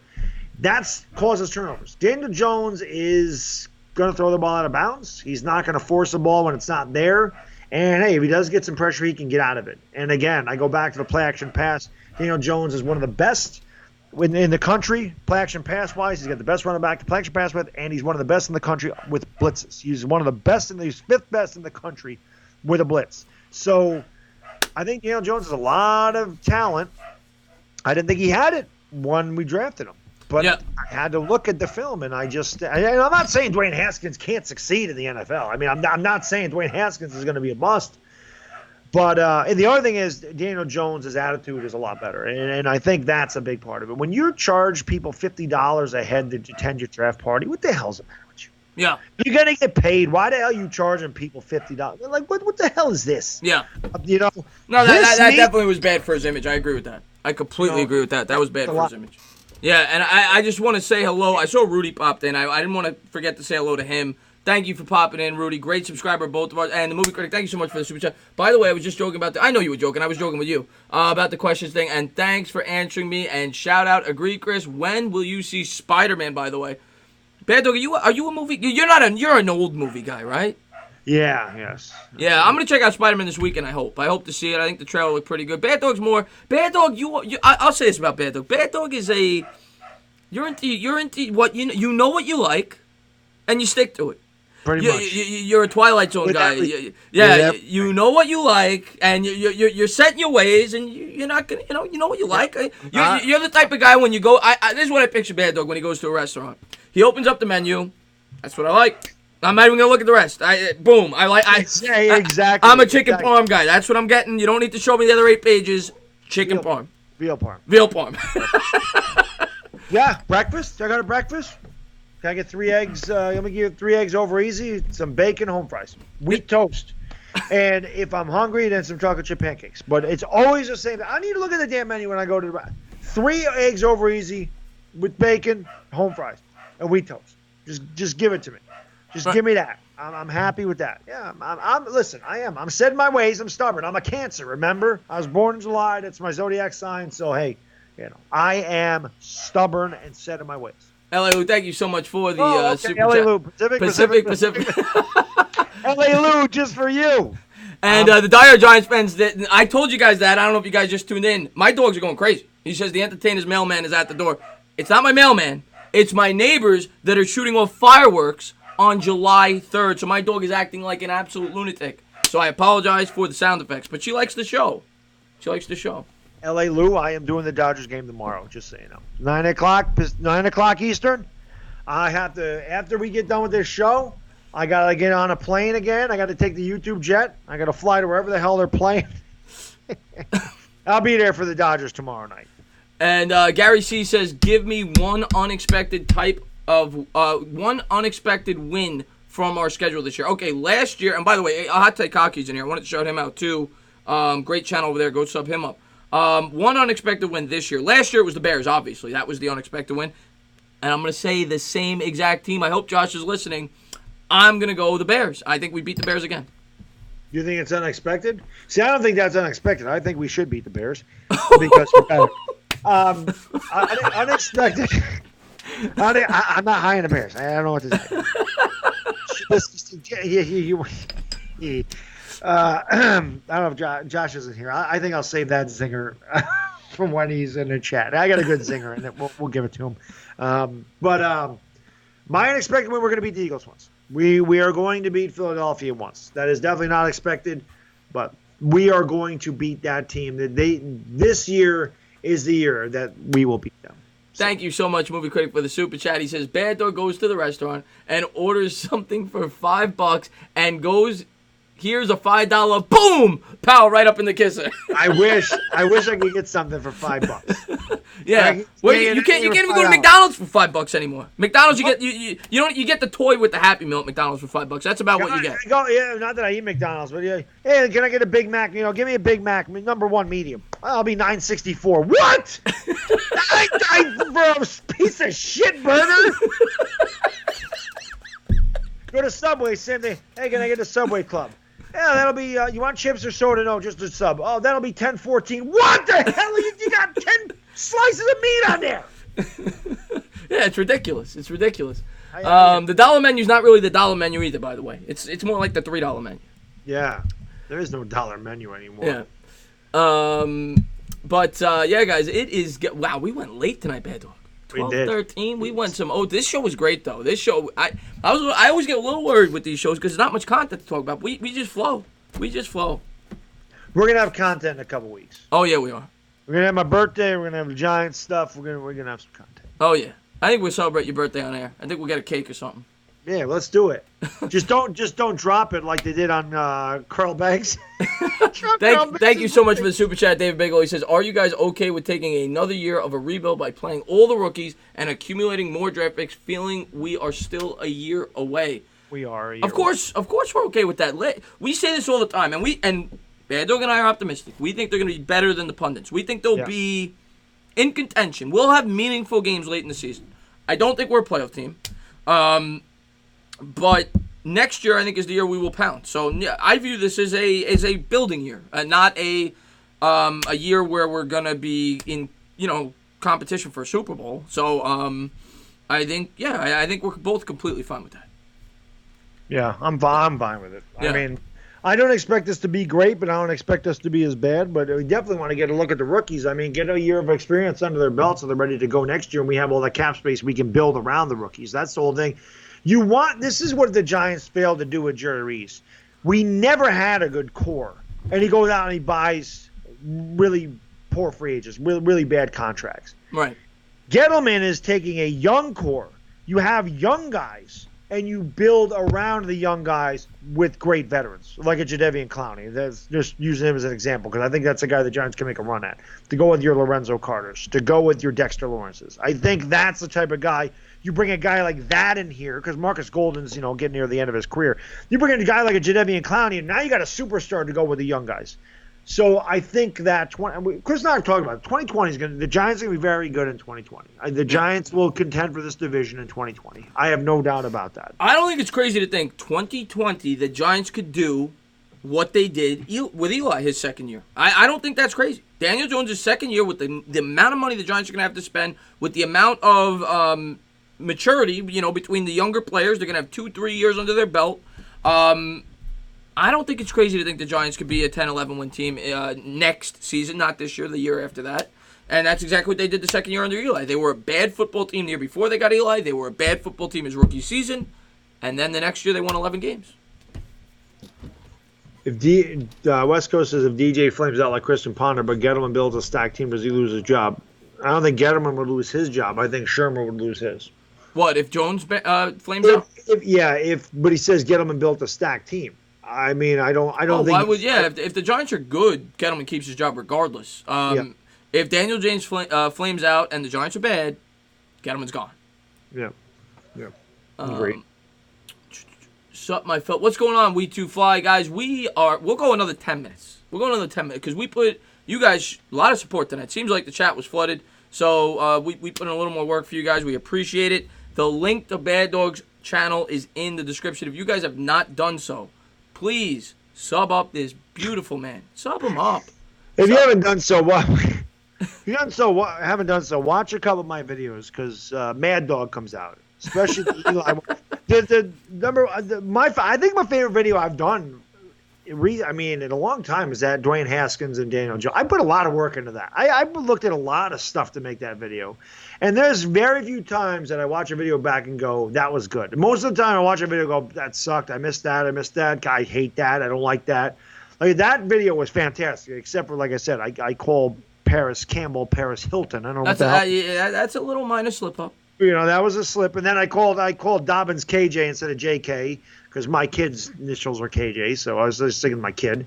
Rudy T, thank you so much. He says, which record should be more shocking, 3-13 or 10-6? 3-13. Rudy, thank you so much for that super chat, and I completely agree. I would be more shocked, even though the pundits say 3-13, 4-12, 5-11. I would be more shocked at 3-13 than 10-6. I do believe that. I think they're a 6 or 10 win team. I think they're in that range. I think it's more likely they'll win 10 than 3.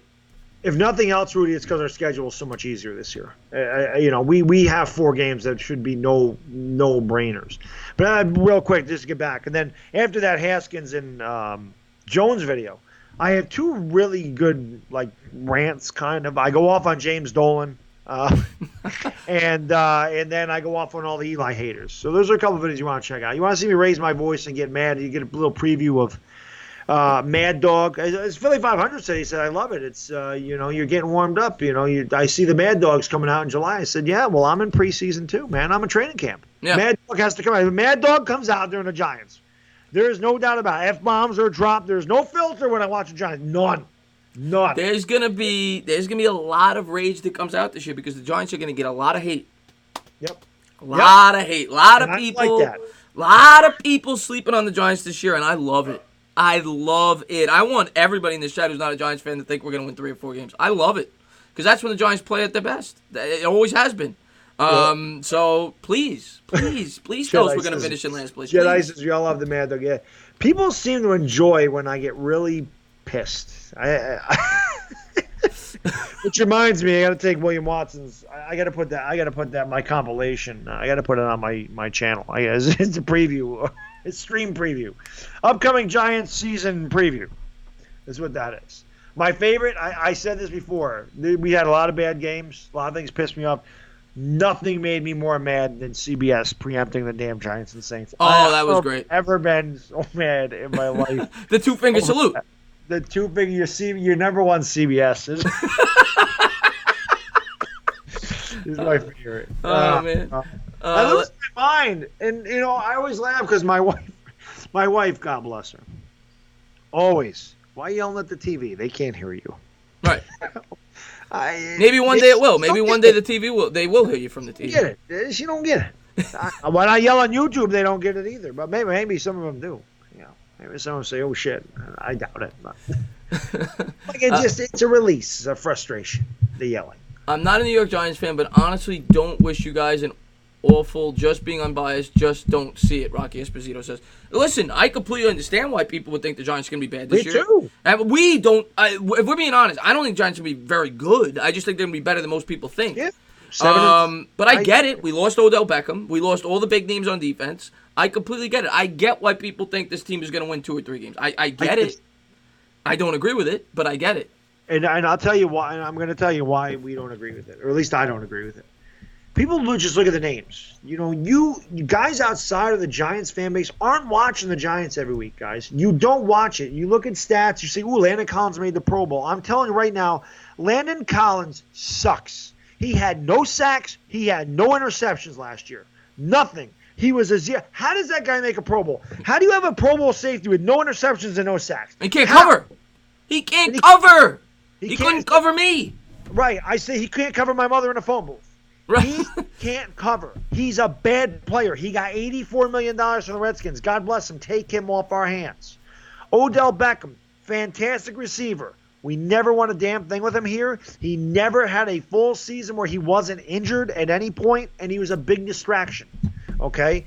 I know that's a big loss on talent. And Olivier Vernon, another guy, always injured. Couldn't stay on the field. We don't lose much losing Olivier Vernon. We gained in that trade by getting Kevin Zeitler, one of the best right guards in the league, which is going to help our offense be even better. And Remmers. Even though Remmers isn't that great. Well, Remmers last year, a lot of people might not know this. Remmers played horrible last year for the Vikings. He played absolutely horrible. He was out of position. He was playing guard. He's a right tackle. He's always been around an average right tackle in football. If he's an average right tackle this year, you are replacing the worst offensive lineman, not just in the history of the Giants, in the history of the NFL as far as I'm concerned, in Eric Flowers, with hopefully a close to average offensive lineman on the right side. Halapio is back, who played very well the first 2 weeks of the season. And like you said, Zeitler's one of the top 5, 6, 7 guards in the league. So, and the left side has that much more experience playing together. Last year in the second half, we saw how much better they played. That specifically the left side, the second half of the year. So the offensive line is going to be night and day, which is the most important part of a football team. Barkley's going to be more acclimated to the offense. The defense is going to be more acclimated to the new system. They brought in more players that are better fit for the 3-4. I think the defense is going to be better this year. It can't be worse. And I think the offense will be at least on par with what it was last year. So I think the Giants are going to be better this year. Maybe people think I'm crazy. I don't care. I think they're going to be a better football team. Justin Talkin Sports says, Baddog, why does everyone say Odell was a headache when the legend LT was the ultimate headache? LT was not a headache for us at all. LT had drug problems off the field. LT did not ever throw his teammates under the bus. LT did not talk smack to anybody. LT did not beat up a field goal net. LT did not go on a boat trip. LT did not do a lot of things. He made mistakes with drugs, is what he did. But that guy was the best teammate you ever wanted. He played harder than anybody. He played smarter than anybody. His teammates absolutely loved him. He was an absolute leader on the field and in the locker room. And when it came game time, that guy showed up every single game, and he gave 150% every single game. That's the difference between those two guys. That's the difference. Jeremy says, did Barkley have any bad games last year? Statistically, he did. It wasn't his fault. But his game, he was. Yeah, he got wrapped up. I mean, there was a couple of games where he didn't have great stats, but a lot of it had to do with how bad the offensive line played. That Titans game, the whole offense was a mess. If I remember correctly, the weather was awful in that game. Awful. Right? Yeah. So I mean, that probably played a factor. But yeah, Barkley had a couple of bad games. I mean, everybody does. Odell Beckham said the net kicked my ass. I'm not gonna lie. Chad says, do you think we'll trade Jenkins? I think we're definitely trading Jenkins at some point this year. I would be shocked, unless we're 8-2. But if we're out of it, I don't see why we wouldn't trade Jenkins. They drafted all those corners for a reason. They drafted 3 corners this year and got Sam Beal last year. So they definitely are, they're going to trade Jenkins. Yeah. LT never lets his own issues affect his team. Yeah, exactly, Woombach. When it came in between the lines, he was all about the team, and that's the difference between him and Odell Beckham as far as I'm concerned. We're talking about the lines in the field, not the lines that went up his nose, guys, so don't even go. Sometimes they probably went up his nose on the field for all we know. I think he and Darryl Strawberry, usually you couldn't find any hash marks in the field because they snorted. It used to be the joke at Shea Stadium. The third baseline had to be done twice because the first one was sniffed up by Doc and Darryl. Did you ever hear about the joke about David Cone while he was with the Mets? No. David Cone warming up in the bullpen? No, I don't think I did. Yeah. They used to say David Cone, and I don't know if there's any truth to this. People used to say David Cone masturbated in the bullpen. And people used to say that he was warming up in the bullpen. I can see that from Coney. Yeah. Here's a Yankee. I listen to him announce. I listen to him announce. Yeah. Cone is an interesting guy. Cone's big drinker. So I can see it. Yeah. He warmed up a lot. But anyway, guys. Sorry, off topic. Yeah, a little off topic there, but that is a rumor about David Cone. He used to warm up in the bullpen. But guys, we always like to bring some laughs, guys, but that's true. I'm not making that up. It is 12:25. We had an we went 2 hours tonight, Bad Dog. Wow. Longest show ever. We went 2 freaking hours. Where did you get your jersey? This jersey is old as hell. I've had this jersey probably since Eli was like in his 3rd year. So this is an old jersey. I hope you guys read your comment, please. Give your NFC East predictions. I'm not gonna give you record. In order: Cowboys, Eagles. Ugh. Oh, I'm gonna say Giants and Redskins tie. Cowboys, Eagles, Giants, Redskins tie. I say the same thing. Yeah. Cowboys, Eagles, Giants, Redskins. Yeah. I can see that. 10-6, 9-7, 7-9, 6-10, 7-9. So somewhere there. Redskins can't stay healthy, and they have Case Keenum for Christ's sakes. Greater football talent: Odell or Saquon. I'm going Saquon. Yeah, especially when you factor in his leadership ability. Especially when you factor in he can run and catch. Beckham can't. That too. You got it, Wompback Duty. Yeah, man, we had a great time. You guys made this show lit tonight. This was a lot of fun. We cannot wait till the regular season. We cannot wait till training camp gets a lot closer. We're going to be doing this next week. Anybody that is new to my channel that checked this out for the first time, please sub up Bad Dog. We're going to be over there next week. So next week. You won't want to miss it, and then we're going to be back here the week after that. And then, like I said, in season, 2 shows a week. 1 here, 1 there. We're going to be working a lot together this season, talking New York Giants football, and we're the channel where you want to be at. Anybody on YouTube knows that. So please, So please come back here, check us out, and we had a great time with you guys. I want to say thank you for Bad Dog for being on the channel as we talk Giants again. As always, I always like to have Bad Dog get his opportunity to close out the show, and thank you to everybody for being here. Yep. Much appreciated. Always appreciate you having me on. As I said before, this is my favorite thing I do on YouTube. Love this show. Love you guys. Thank you for just being awesome supporters. I mean, we're in the middle of July. Nothing's happening yet. We're getting 90 to 100 people in here every show. Love you guys. Thank you. Have a great 4th. And we'll see you next time. It's Bad Dog and the Entertainer. We gone. Peace.